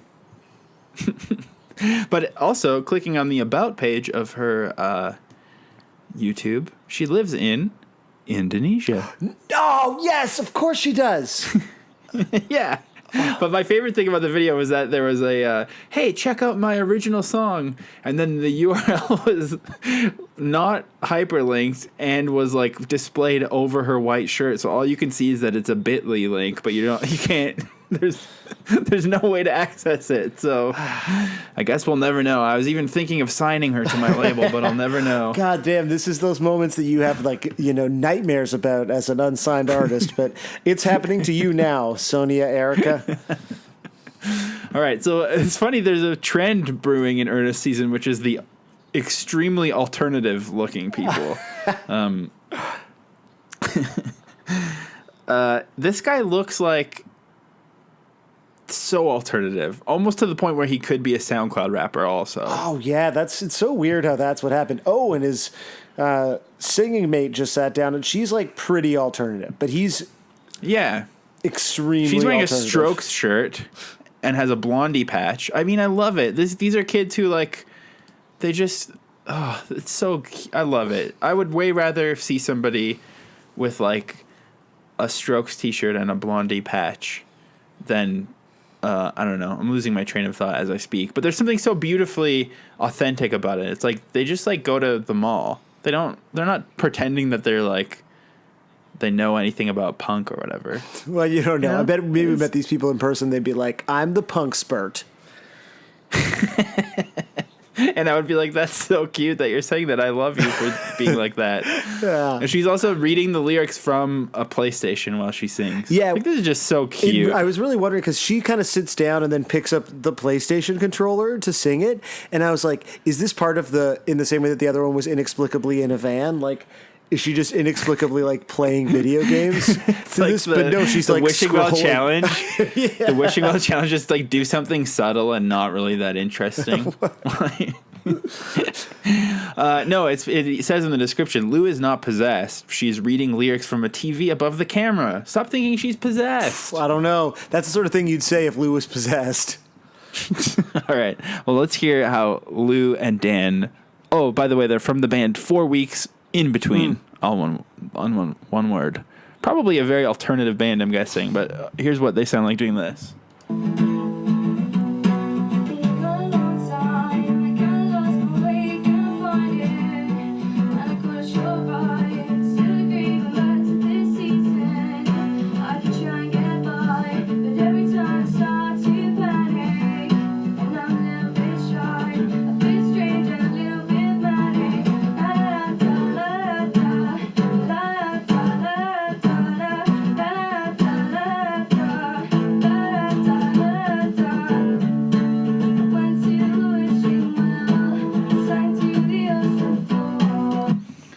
It's so cute. I just like, and the camera does these like kind of weird punch-ins, just like on like, the guy's like hands while he's playing guitar or whatever. Like it's just like they're just being very sweet, and I'm very happy for them.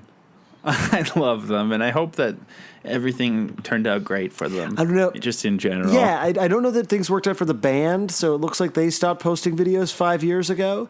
But like your first band isn't always like you don't have to marry your first band, and so maybe they kind of went out there and tried new things, and I hope they've just led satisfying musical lives. So remember when I invented the term tweecocking earlier? Yeah. And it has since become a viral moment and changed the very face of cultural criticism. Yeah, that was a really exciting thing to bear witness to. Well, here's a very, very tweecocking video. So this is a vlogger, Juliana May. Not a very successful vlogger considering this only has 61 views. But what I love about all these vlogger videos is that they always have the same, I mean, we've talked about it a million times, but they always have the same thing. Like, I was getting endless requests for this. you've all been begging me to do this, or like, oh, I'm so sorry I haven't uploaded in a while. Like, you're speaking to no one. You could just skip that part. You desperate swine have been clawing at my door with your hooves, braying. Like all different kinds of animals in this metaphor. Anyways, that's sort of how we talk about the nation, I think. It's true. That is true. Although in that case, there are quite literally an international clock of people like contacting us around the clock, nonstop. So yeah, you never sleep. I mean, it's funny because other people we do the same things that other people do, but it's like not an exaggeration where like someone, and also people keep sending me like interesting little tidbits that I will never remember. Like I'll get an Instagram DM from like a burner account with no profile picture. I'm never going to find it again. And it has like something interesting in it that I'm like, oh, I want to remember that. So I screenshot it as if my phone's not full of like 300 stupid screenshots all the time. Yeah. It's just a fucking, that's too much power, or it's too much responsibility, I guess. More than anything, I feel like this podcast will ultimately become a document of like your descent into madness, which was like, I think a joke at the beginning of the pod, but now that I'm realizing that like you do not sleep because of Instagram DMs, like I mean this sort of more from a severe medical standpoint than like a hokey what does life mean standpoint. Well, anyway, so here's this girl, Juliana May. This was uploaded last summer. It says serenading Milano. Well, I can tell you what that means because the video's been running for me in the background. You have skipped ahead. I haven't skipped. It's just been playing. Oh, right. Okay. So let's listen to the intro. And keep in mind, keep in mind that listen to the intro, you don't know at this point who Milano is going to become. Right. Hey, my name is Juliana May. I'm an author. I'm a little bit stressed because I just recorded a video and I accidentally deleted it because I thought I needed more space because my camera stopped recording in the middle of me recording, and I thought that by deleting some videos I could just keep my intro and then re-record the juice of it, and then I accidentally deleted it. And I am supposed to go to Myrtle Beach tonight. I was supposed to leave at 9, but now they changed it like 3 or 4 because... So anyways, there's quite a few minutes of tweaking at the start of this video. Before, I think Sam, maybe, I wonder if she talks about who Milano is. How do we reveal this? I mean, look, at some point she walks off screen and comes back holding a fucking bird and then puts the bird on her knee and plays on a ukulele to the bird. All right. Boy, thank you.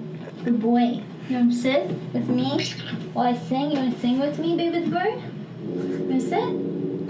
We discovered last filming that he's afraid of my new ukulele. Ooh, see, it's okay. You ready? You gonna sing with me? You ready?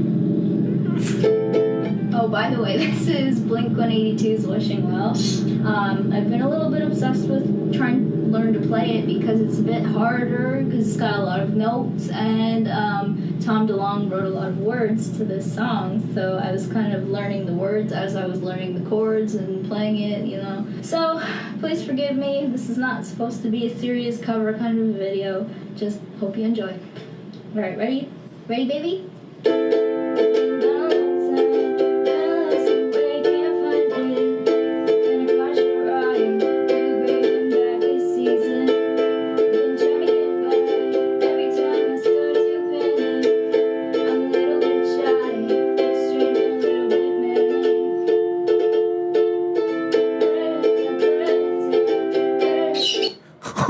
Fuck, I paused too early.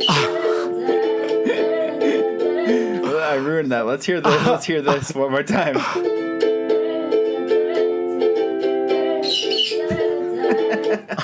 The whole time I was thinking, please attack her. Please attack her. Oh, man, that was like, I mean, unfortunately, the bird is not a peacock. It's like what is that? Like a cockatoo? Is that a lovebird? Maybe. Let's just, you know what? I'll take a cockatoo. That's good, man. You know what? No one can see the video, so I'm going to go ahead and say it's literally a peacock. That's what's so amazing about the video. Yeah.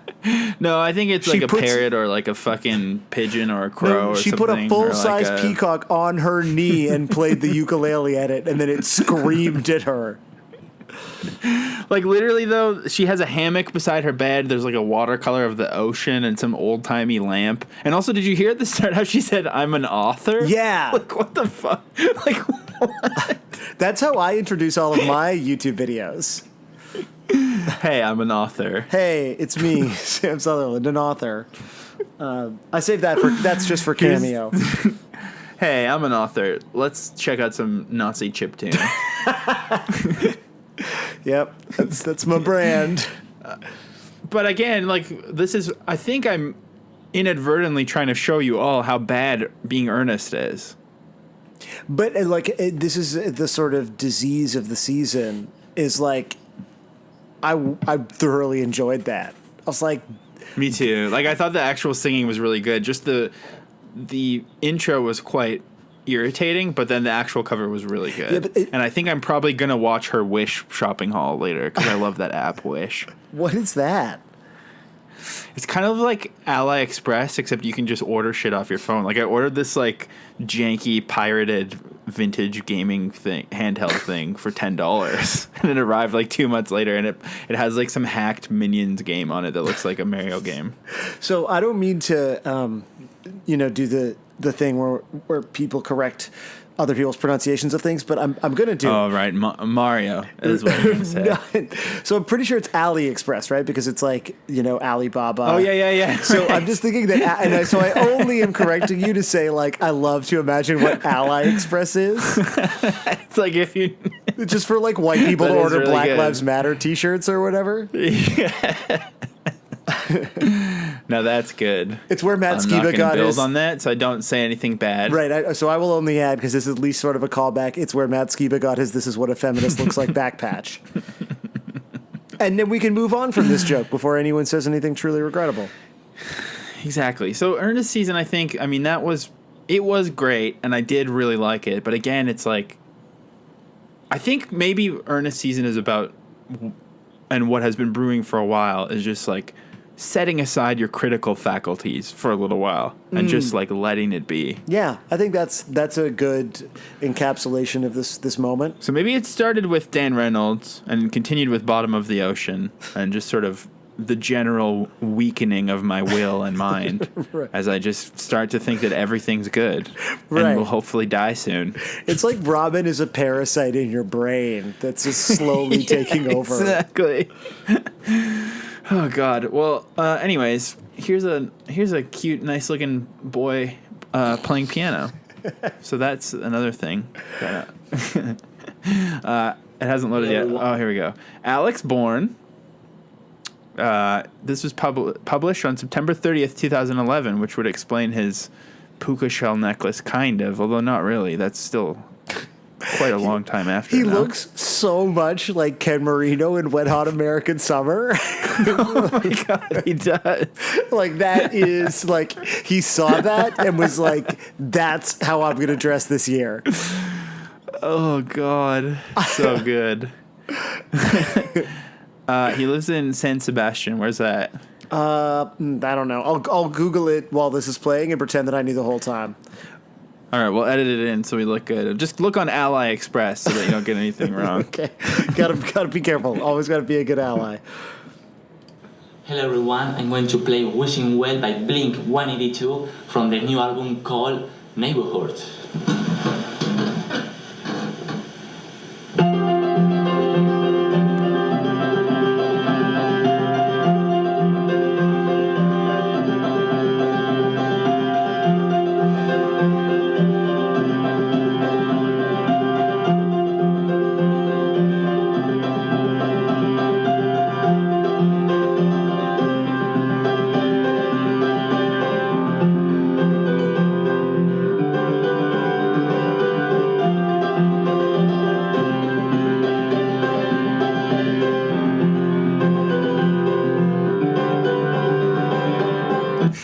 I actually could very much see there being like a Wet Hot American Summer subplot or like throwaway joke where Ken Marino is like secretly amazing at piano. Yeah, totally. It just never. Yeah, that was fucking great. It's so good. Playing piano is like witchcraft. You know, like you're good at guitar, and that's not like amazing. Like it's nice. Like when someone's like good at bass, like who cares? Yeah, like being good at piano is like a next level kind of thing. I just wonder. I'm like, also if you're not very good at piano- guitar, to be honest, but Right. I can punch in. But I mean, like I've heard to make you, it sound good. like talk about guitar things, and they sort of work. Like it's just to me, it's like the fact that you could ever describe a drummer as a good musician, and then also like think that that's anything like being good at piano is hilarious. It's incredible. Yeah, it's true. It's very true. Okay, sorry. So the next cover you were about to play was. Well, you were gonna Google where San Sebastian was, and you didn't. But it's because you didn't need to, because we knew all along that it's in Spain, of course, obviously. Yeah, exactly. We were just that was a bit at the beginning. Was a new character we're introducing, which is the Josiah and Sams who don't understand Spanish geography. Exactly. All right. Well, I think we're really. I mean, there's actually so many, especially because it's Ernest season. They're all good, so that's why it's hard to like parse through them. Oh, okay. So I think I'm just gonna do two more because otherwise we'll be here all goddamn night watching middle-aged people play acoustic guitar in their living room because it's all good. Everything's good. We have not been having disastrous technology problems in the final stretch of this episode, causing us to miss crucial timing on hilarious jokes and just all of our bits are as good as always, which is to say bad. right. But it's just, we're so close. You introduced the last failed segment by saying we had 2 songs left, and I just thought so close to freedom, and then the Skype call died again. So yeah. What I was trying to say was because it's Ernest season, every single cover seems good. But if we don't end it, we're just going to end up watching like middle-aged people just playing it shittily on acoustic guitars in their living room and thinking that it's somehow meaningful. So I think we really need to get out of this while we still can. Right, just like for our own sort of credibility and sanity and sleep. Exactly. So I'm going to play something that is way too earnest. This one is really popular on the Blink-182 Reddit. This is by Sam Lance and Amelia Mel. And there's really not very much information on it. It's from 2014, so let's just hear what it sounds like, I guess. All right.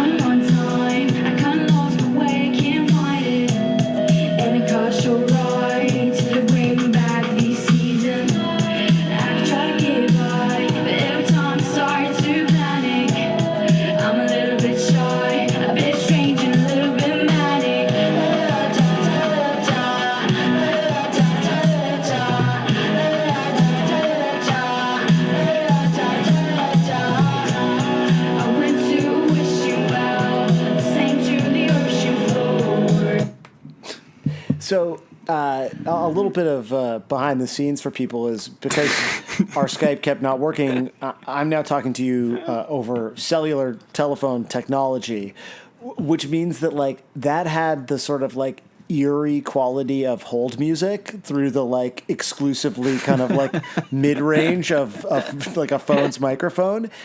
And it actually made me think like, so in that version of it, I was like incredibly moved by it, and I feel like it had the same effect for me. And no one listening to this podcast will be hearing it in the same way. So this is again my perception, but perception is reality. Like all those mixes of like here's how Toto's Africa sounds in an empty mall. Right, or Rowan Giggles. Yeah, exactly. So something we talked about last week. It was like literally that experience for me, where I was just like imagining, being on hold with like a the pharmacist at Shoppers, and then that starts, and I'm like transported into a different moment in my life and forever changed. That must be nice. Because what it actually sounded like was somebody was just trying out all of the different built-in instruments on GarageBand and then trying to make some weird, like, I don't know, some hip-hop beat on top. It was kind of a disaster. Oh, well, it felt really meaningful to me, so... I'm so glad that we still squeezed some earnesty out of it. Yep, that's it. So we've had our Ken Marino, and what is Ken Marino without his Showalter? Of course, I'm talking about Odie Acoustic, probably the most popular acoustic Blink-182 cover, who I early on decided kind of looks like Michael Showalter, and now it's all I can ever see. Yeah, and the idea that we're sort of building up a sort of Wet Hot American Summer alternative cast inside of this covered section is also very compelling to me. Well, it would still be better than the most recent season of Wet Hot American Summer, so I think we're good. Right. I really liked that season. And I feel like I just need an outlet to also say that Michael Showalter looks a lot like Tim Kinsella from right. From all those bands. So I don't know, just needed to say it. But Odie Acoustic, I guess he's the Owen of this Tim Kinsella, Michael Showalter multiverse. Yeah. This really feels like pure desperation, like we're just talking on a shitty connection now, just desperately trying to make sure that we near the 3-hour mark of this episode when it's done. Oh my, how long is the guest interview? It's long. And how much of it is about Christ, Josiah? Quite a bit. All right, here's Odie Acoustic. Oh, fuck. I had it muted. Oh, the technical issues are killing me here. Okay, here we go.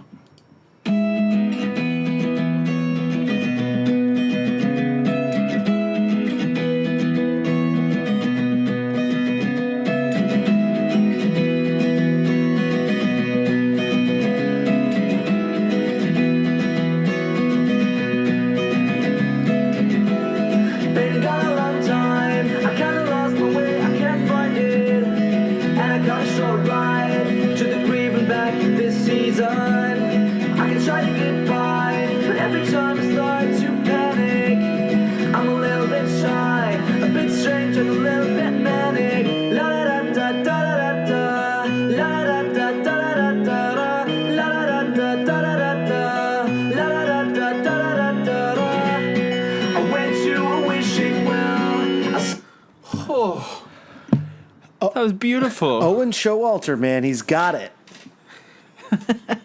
That was so nice. It was really good. I think that actually seamlessly brings me to what might be my final thought, which is that if you write a really good song that is so corny out of the gate, then you become invincible. And the cornier the cover, the better it is. The worst cover that we heard was Future Idiots trying to make it sound cool and punk, or like Matt Skiba trying to do his like croon on it. But the reality is this is a corny ass song, and the cornier you make it, the better it shines, baby. Hell yeah. Oh, fuck. I was just like very excited also because that video was just playing in the background for me, and he's got a little, annotation at the end letting me know that cover is available on iTunes, meaning I'm definitely putting it in my Apple Music library later and listening to it all night and just crying and thinking about how beautiful all the future families of the nation are. Right. But yeah, it's true. You can kind of insulate yourself from the corniness of a corny interpretation by just like being as corny as possible out of the gates. And like this stuff also makes me like wonder why I don't love Angels and Airwaves, because just like Tom Untamed is such a beautiful thing. And, I'm glad we got as much of it as we did. Oh, Tom. Gotta love him. Well, we do have a guest this week. It's Tom. Ryley Walker. Pardon me. It's Tom. Yeah, it's Tom. When are we going to get Odie Acoustic, Ryley by the way? I mean, how have we had Leo Diho and not Odie Acoustic? Well, it wasn't Ernest season back then. It was racism season, I guess. Okay, so sorry. You could talk about your guest now. Yeah, Ryley Walker. He's from Rockford, Illinois, outside of Chicago. To be honest with you, I hadn't really listened to him too much until I read this interview he did with Noisy that we talk about a bunch, but he did this interview with Noisy where he like admits that he's never heard Leonard Cohen, and then they make him listen to Leonard Cohen, and he like shits all over it and says that it sucks. And I was like, damn, this guy rules. And then he was like talking about how he'd rather listen to Less Than Jake, and then he said he'd rather listen to Switchfoot and DC Talk and Reliant K. And I'm like, my Pradar is tingling here. Right. So, does your Pradar tingle? Yeah. That seems like a little sensual for Pradar. You know, I get a Pradar chub. But yeah, so I reached out to him. He's completely badass. He's very hilarious. But when I clicked on his Twitter, I was like, wait a minute. Why does it say he follows me? And it's because I was logged in as the pod. And it turns out he already listens to the pod and knows about the pod. That's awesome. Yeah. So Ryley Walker, I'm sorry if you don't care about the minutia of Christian music, you might.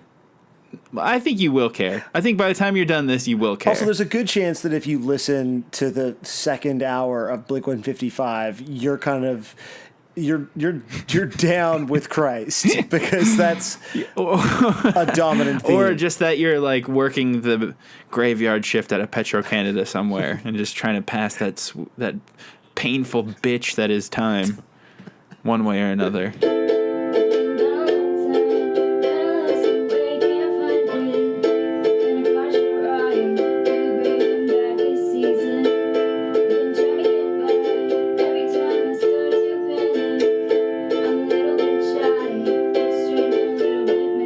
Welcome to Blink 155, Ryley Walker. Thanks for joining us.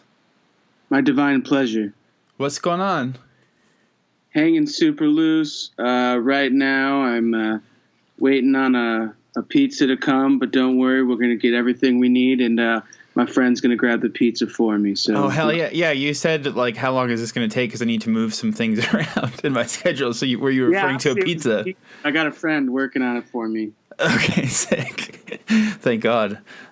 So you are like, I don't know.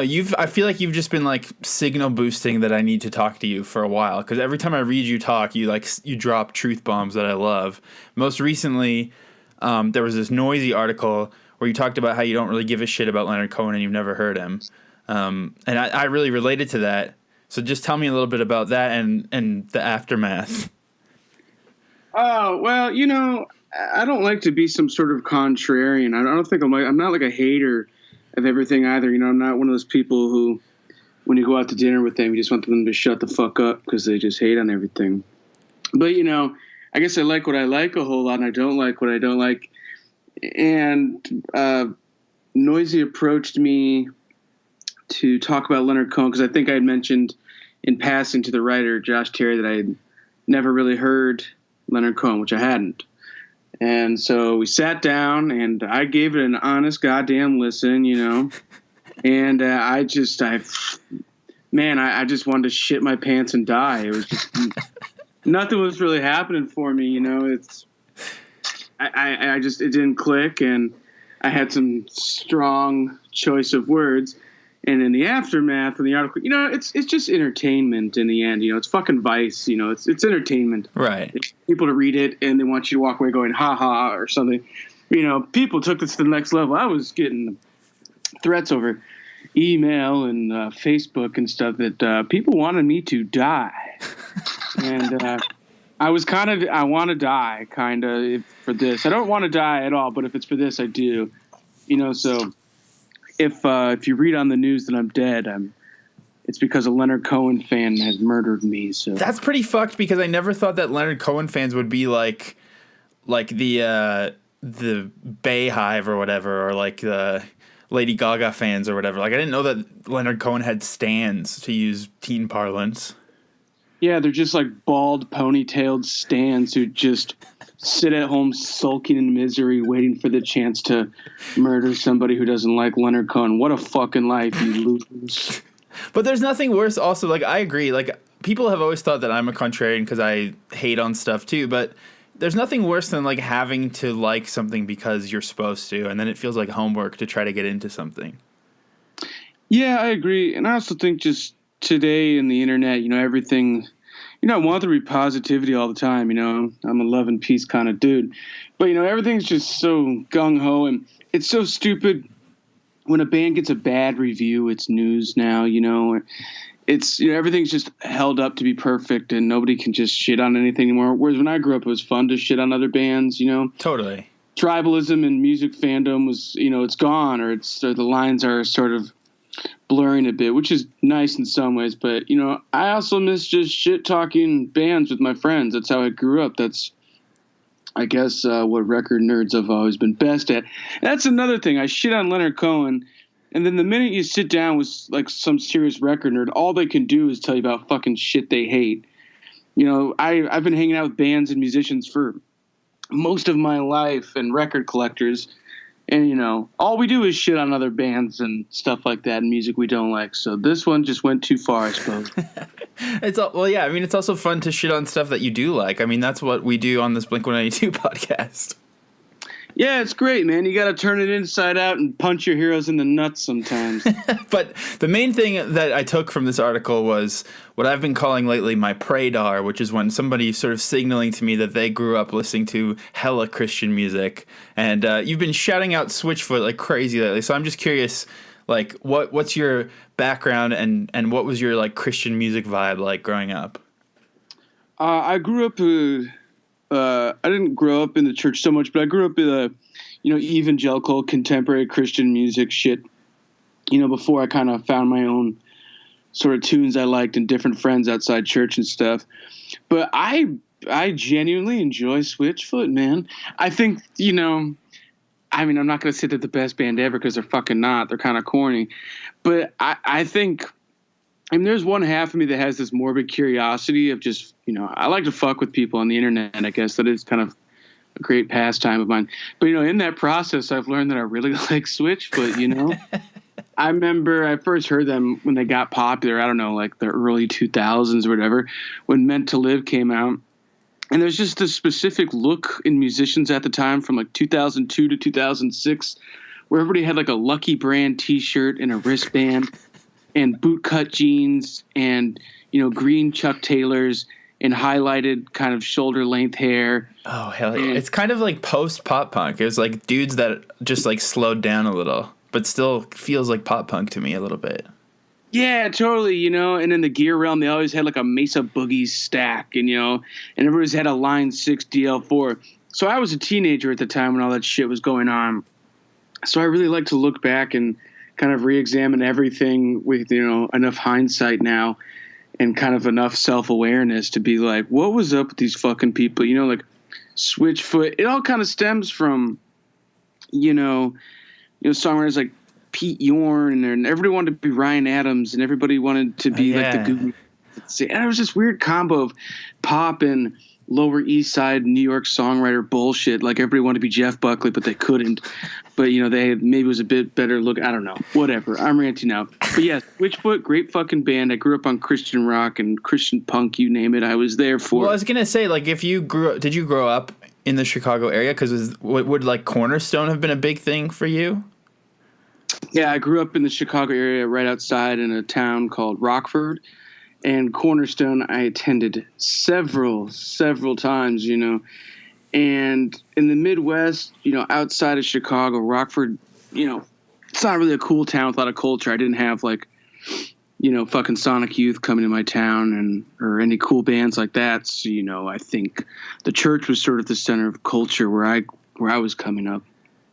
And I remember not liking the old hymnal shit, all that fire and brimstone dog shit, it's all so all the kind of pop punk stuff, this is around the time Jackass was big and Blink-182 was huge and Sum 41 and all sorts of bands like that. So I think, Tooth and Nail Records, the big Christian punk label for those not aware or aware, or those who are trying to block it out of their memory. Which they shouldn't. It's a cool label. It was really cool at the time. It was a super cool label at the time, and as far as I know, they're still active. But they kind of repurposed punk and pop punk and hardcore and metal for Christian kids. Their CDs were sold at Christian bookstores and directly marketed towards Christian kids who just wanted to get the fucking lead out, man. And the epicenter of this culture was definitely Cornerstone, which is a really, really was, I think it's done now, was a really big Christian punk and metal, hardcore festival, which a lot of Tooth and Nail bands like MXPX or Dogwood, Frenzy. The list kind of goes on and on and on. Zayo. They were all at this festival. It was kind of the once a year midsummer gathering for all these kids to go out there and, like, I don't know, probably be too scared to kiss a girl or hug a girl or something because they're just, I think anti-sex and anti-jacking off were big. Yeah, just go have blue balls together. Yeah, nobody, don't be. I think it was a lot of repression and pop punk, which would make any child go insane. Yeah, I mean, I grew up on the West Coast, so for me, it was definitely Tooth and Nail, and I never actually went, but I was always jealous of my friends who went to Tom Fest in Seattle, which was sort of a smaller version of that, but definitely all the same bands like Roadside Monument and 90 Pound Wuss and all that kind of 90 stuff. 90 Pound Wuss. And it's funny, Tooth and Nail, there was that band Starflyer 59. Oh my God, so good. Like the Gold record. Yeah, and they're great. They have this record called Gold. It's kind of a lost shoegaze classic to a lot of sort of shoegaze fans or, indie rock fans or whatever. That record really fucking holds up. And they're not even overtly Christian. I think some of the members just identified as Christian were from the Seattle area, which is where Tooth and Nail's from, if I'm correct. Yeah, right? That's true. Yeah. But yeah, I mean, it was definitely a lot of like, we're not a Christian band, we're Christians in a band back then. That was the line. They were raised as Christian and they were brought up in the sort of contemporary Christian culture, so they didn't have any connections outside of their church or their church family or whatever. So I think, they got in through church labels and Christian. They started playing in churches, in church basements and shit. Yeah. They didn't come up at the cool fucking Bowery, punk club or whatever. They had, First Assembly of God in Olympia, Washington or whatever, and that's how a lot of those bands got on that label. But I've always had a theory that like the sort of quote unquote cheesier the genre, whether it's pop punk or third wave ska or like screamo, crabcore kind of shit, is always done better by Christians. Yeah, you're kind of right. I think they have a lot more convictions and a lot more behind it sometimes. And it's funny. I went to all these Christian concerts. I don't know, these punk concerts, and most of it was fun. They always played like an hour set or whatever. 54 minutes of it was like just a lot of fun. Kids wearing banana costumes and skanking and all that stupid shit.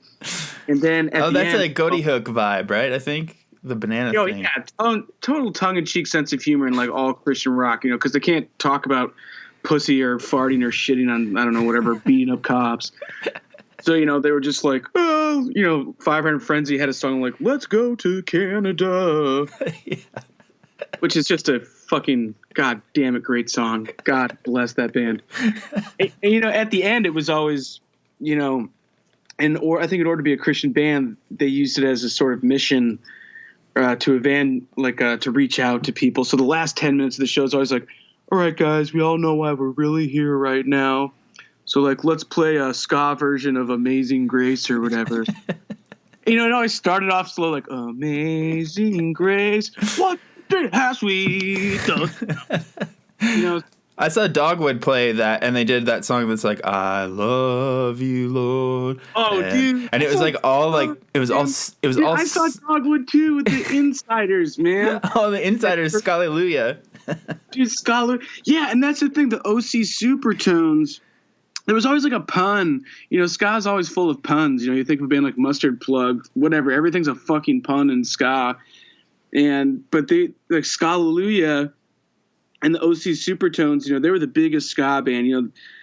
Cool Southern California guys who all wear suits and Van skateboard shoes. But at the end, there was like a big altar call, and they used it as a sort of tool to reach out to kids and get them to go to church or convert or whatever. That's why I think they all do so well when they come do a Kickstarter to come back, all these Christian bands. I think people are like tithing to the Kickstarter. Yeah, it's bonkers. I did see OC Supertones like came back hard. Like they got like, I don't know, 50 grand or I something. think Five Iron Frenzy got like 300 grand a couple of years ago, and MXPX just did too. Oh my God. Yeah. Five Iron Frenzy. I mean, I thought they had broken up, and I had seen Five Iron Frenzy probably 15 times, and there was like different fan clubs, there was like fan clubs that would meet up, at the merch table, and we were like the skateboard kids, and then there was the BMX kid there was like a whole subculture of fans just around Five Iron Frenzy, and I still remember the lead singer's name was Reese Roper. Like I've forgotten most of the shit in my life that's important, but I remember Reese Roper was the lead singer, and I asked him what his favorite Bible verse was, and he like it was one that was like 3 minutes long to say, and I thought that was really cool and weird. That's so tight. So along those lines, I mean, for me personally, MXPX was my entry point into like pop punk, and then because of that, Blink-182 seemed like fucking Discharge or something, or like so hardcore. Did you have a similar experience, or at what point did you start listening to Blink-182? I guess right around when they got big in 98 or 99, but I had heard MXPX before that, for sure. I had gotten an MXPX CD, Life in General, from a friend at church, because I think I had expressed interest in, like, I was listening to like Jars of Clay and DC Talk and shit, Right. And that stuff was fine, but it's definitely more adult contemporary and not really catered towards a 12-year-old who's in church and doesn't know what his fucking dick does or anything like that. So MXPX was big, and I remember a friend, his older brother had it, and he was cool, and he skateboarded. And, sometimes he said, "I'm pissed off," and like saying "I'm pissed off" was like, "Oh man, said the P word." So he was cool and was a big influence on us as kids in the church. And through that, I eventually found bands like Rancid or Blink-182 and Green Day and stuff like that. But MXPX was the first pop punk band I ever got into, for sure. Oh man, exactly the same over here. But yeah, we are, unfortunately, as much as I want it to be, we're not a Christian music podcast entirely. So let's talk a little bit about Blink-182. It's a totally fascinating thing to look at. I'm sorry to crosstalk you here. I think, there's so many kids, because I'm very open about it now, about how I was a Christian as a kid, but like in my early 20s and late teens, like I did not want to admit that shit at all. I was a Pavement and Sonic Youth fan. I was like, yeah, I'm right, I know music. No, I never had any shit like that. I think there's a lot of kids who, like me, were just like kind of embarrassed and thought it was really fucking corny. I never wanted to admit that. So it's fascinating to take a look at pop punk that was catered towards just Christians, and I was totally in the thick of it, and I bought every compilation that Tooth and Nail put out, and some of the shit still holds up all right. Yeah, I mean, it's also really cool how it's like, in the same way that Blink-182 is a gateway band for so many people, like I mentioned Roadside Monument or something, I heard them before I heard Fugazi, for sure. Yeah, and it's funny, there's kind of just a repurposed band, like a repurposed Christian band for every other mainstream or indie rock or punk band.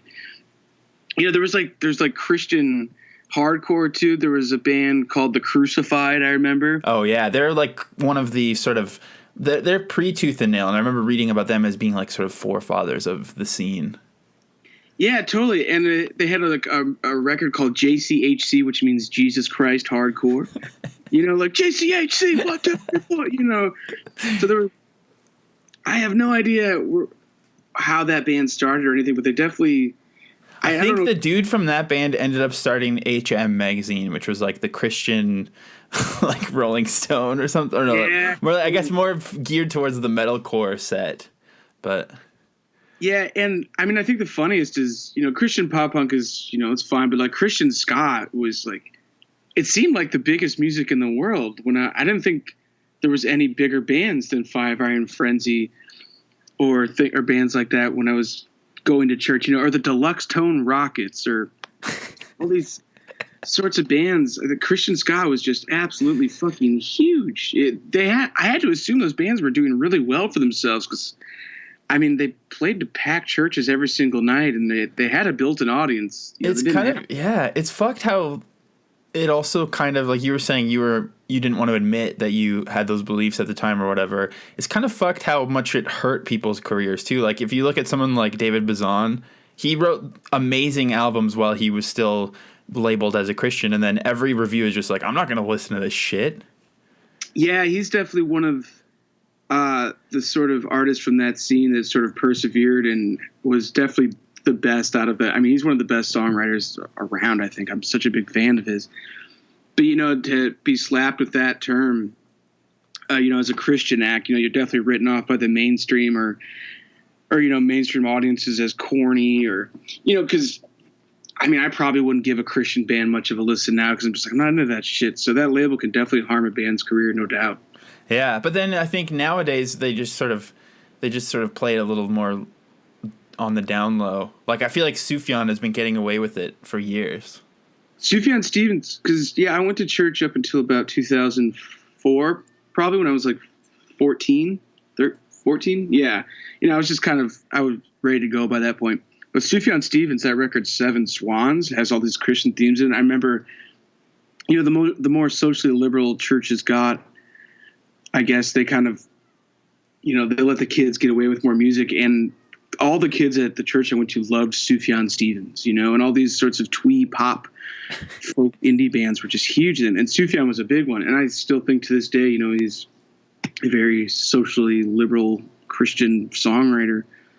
Yeah. I don't know. It's just, it is truly a bizarre world that like a lot of people don't understand. A lot of people don't realize that like you used to be able to find a chart that would say, oh, you like Real Big Fish? Well, then you should listen to Five Iron Frenzy instead. Because they might not be pro-choice, and that's better for you or something. Yeah, and, that's kind of the first or second wave of Christian rock or Christian indie or whatever. But there's like a third wave in the mid-2000s of emo or like screamo Christian, like Under Oath. You remember that band? Oh, yeah, of course. I mean, I was never a fan of theirs, but I was in high school when they were the biggest fucking thing. But they were like a big crossover hit. So, when, going to Zoomies and putting Invader Zim shirts on, like that era of youth culture, if you know what I'm talking about.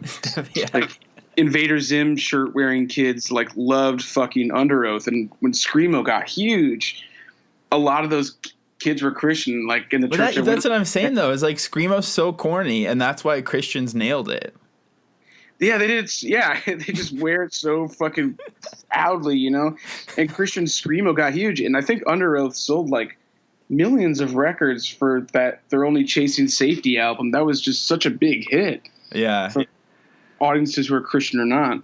But then I think a lot of those artists stay around long enough that they do the Lost My Faith album. That was Under Oath's recent comeback album. I think Zayo has an album like that too, about like becoming Christian. I mean, I think a big reason for that is because all these bands grew up in the church and started when they were, fucking 16. Like Mike Herrera from MXPX, I saw a great interview with him. They're like, so are you still a Christian? And he's like, look, dude, I started that band when I was 15. I grew up in the church. He's like, by the time I was in my mid-20s, and I was just like, what the So had I started a really successful Christian band when I was 15, I would have felt an immense amount of pressure to sort of please any sort of religious leaders or my family. I imagine that would take some sort of fucked up toll on them, Well, not to mention the trying to balance the two markets, because like MXPX says "goddamn" on their new album that came out a couple months ago, and like people are pissed about it in 2018. Jesus Christ! I mean, these are like 40-year-old men, Yeah. 40-year-old men who played every Christian festival and probably did a lot of good for a lot of people. I'm sure a lot of kids, who wouldn't have been interested in church, liked their band and started going to church and became great people, whatever. But, it's like a 40-year-old man can say, goddamn, just shut up. Yeah. But I remember that when that As I Lay Dying dude was, did you hear about what happened with him? Like he went to prison, the singer of As I Lay Dying. Didn't he like some sort of spousal abuse thing or something? He tried to hire a hitman to kill his estranged wife, but it was an undercover cop, and then he claimed that it was because of like steroids made him lose his mind. I don't know. It was like this fucking crazy dark story. But before he went to jail, he did this whole like tell-all interview where he said like none of these bands have been Christian for years, but they just got to keep it up because like that's how they're paying their bills. Yeah, I imagine, man. It's just like they got to go out there every night and wear a mask, but then after, I'm sure they were just getting fucked up and everything like that. I mean, I'm not anti-religion, but I don't think being in a Christian pop punk band is really sustainable for your brain and life, So I guess you just got to be true to yourself. And yeah, the Lost My Faith record is a big one, which, to anybody else who's not Christian is just, who cares? You're not a Christian anymore. But, to out yourself as a non-believer or whatever to your family and church family that surrounds you, that's they can ostracize you completely. That's your whole life that you're just saying is bullshit and you're wrong and you're wrong. So you had to hold that act up and really put some fucking weird shit in their brains. Yeah, definitely. All right. Well, I do want to very quickly talk about Blink-182 a little bit. So tell me about your experience with the band and like what's sort of your era that speaks to you the most. Well, like any other good boy who was raised in the Midwest and just wanted to wear my hat sideways and get a lip ring when I turned 16, I first saw the band when Dude Ranch came out. I didn't see them live at that time, but that was the first CD I really heard. Was a massive fan. The first guitar I ever got was the Tom DeLonge signature Squire with the one pickup. Oh, baby. Yeah, and it really, they must have sold 1 million of those things to kids all around the country, all around the planet. It was kind of a turd of a guitar, but it was, I think $250 or $300 for the thing. So it was a really nice starter guitar that, if you mowed enough lawns on the weekend, you could save up and pay for it. And that's what I did. So I wanted to be Tom DeLonge when I first got a guitar. That's so sick. I love that they're I'm not much of a gear person and I don't really know what I'm doing when I play my own music. So in terms of like gear and tone and all that kind of shit. So I've always loved how they just like have super minimal signature models. Yeah, absolutely. I mean, there's nothing you don't really need to have some sort of crazy rack unit to play, anything off Enema of the State, which I'm sure they do now. But, it's just such simple music and easy for kids to learn. And this sounds insane, and I'm sure anybody who works at the Alan Lomax Foundation or the National Archives or whatever for folk music would call me crazy. But I mean, Blink-182 is kind of this generation's American songbook in a lot of ways, because I remember novice guitar player kids, when I was like 12, 13, the first thing they want to learn when they pick up a guitar is what's my age again? And it's pretty simple to play on the guitar. Anybody who has no musical talent at all, if you sat down for a day, could kind of pick it up and learn it.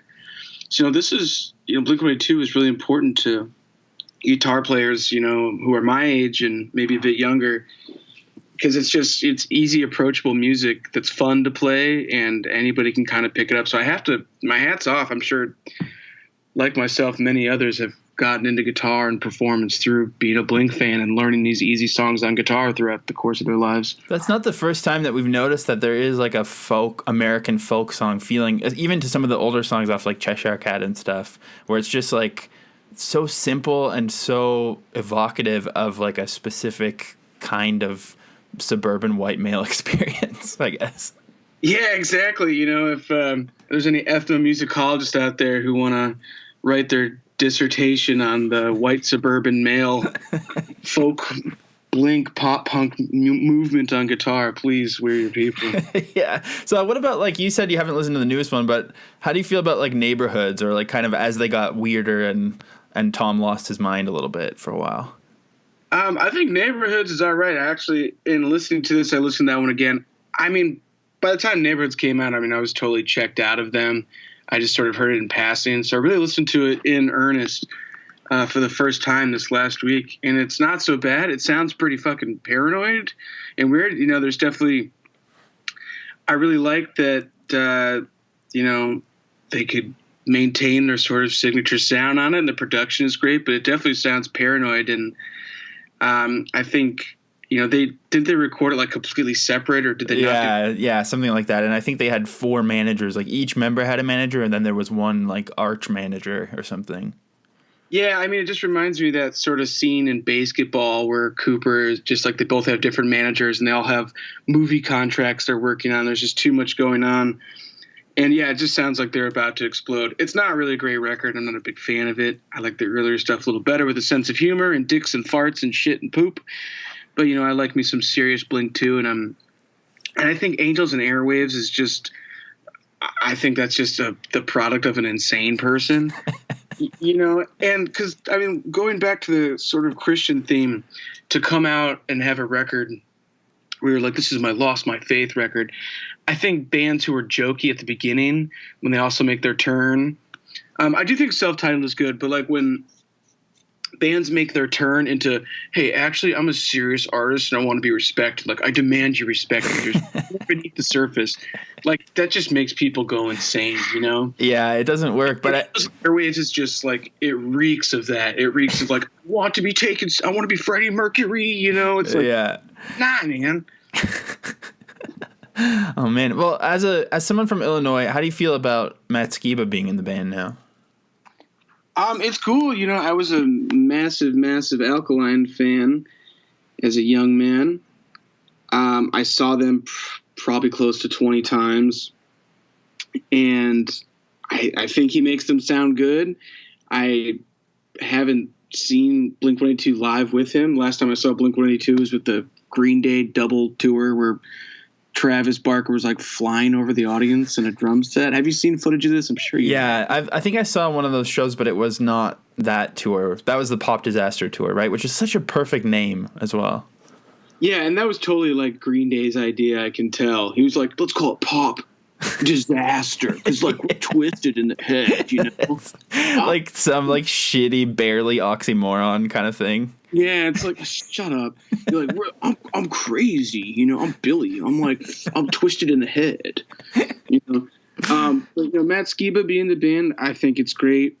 I'm sure he's really happy, and I'm sure he's paying his bills on time, you know. But the whole Chicago pop punk scene was really big to me as a kid.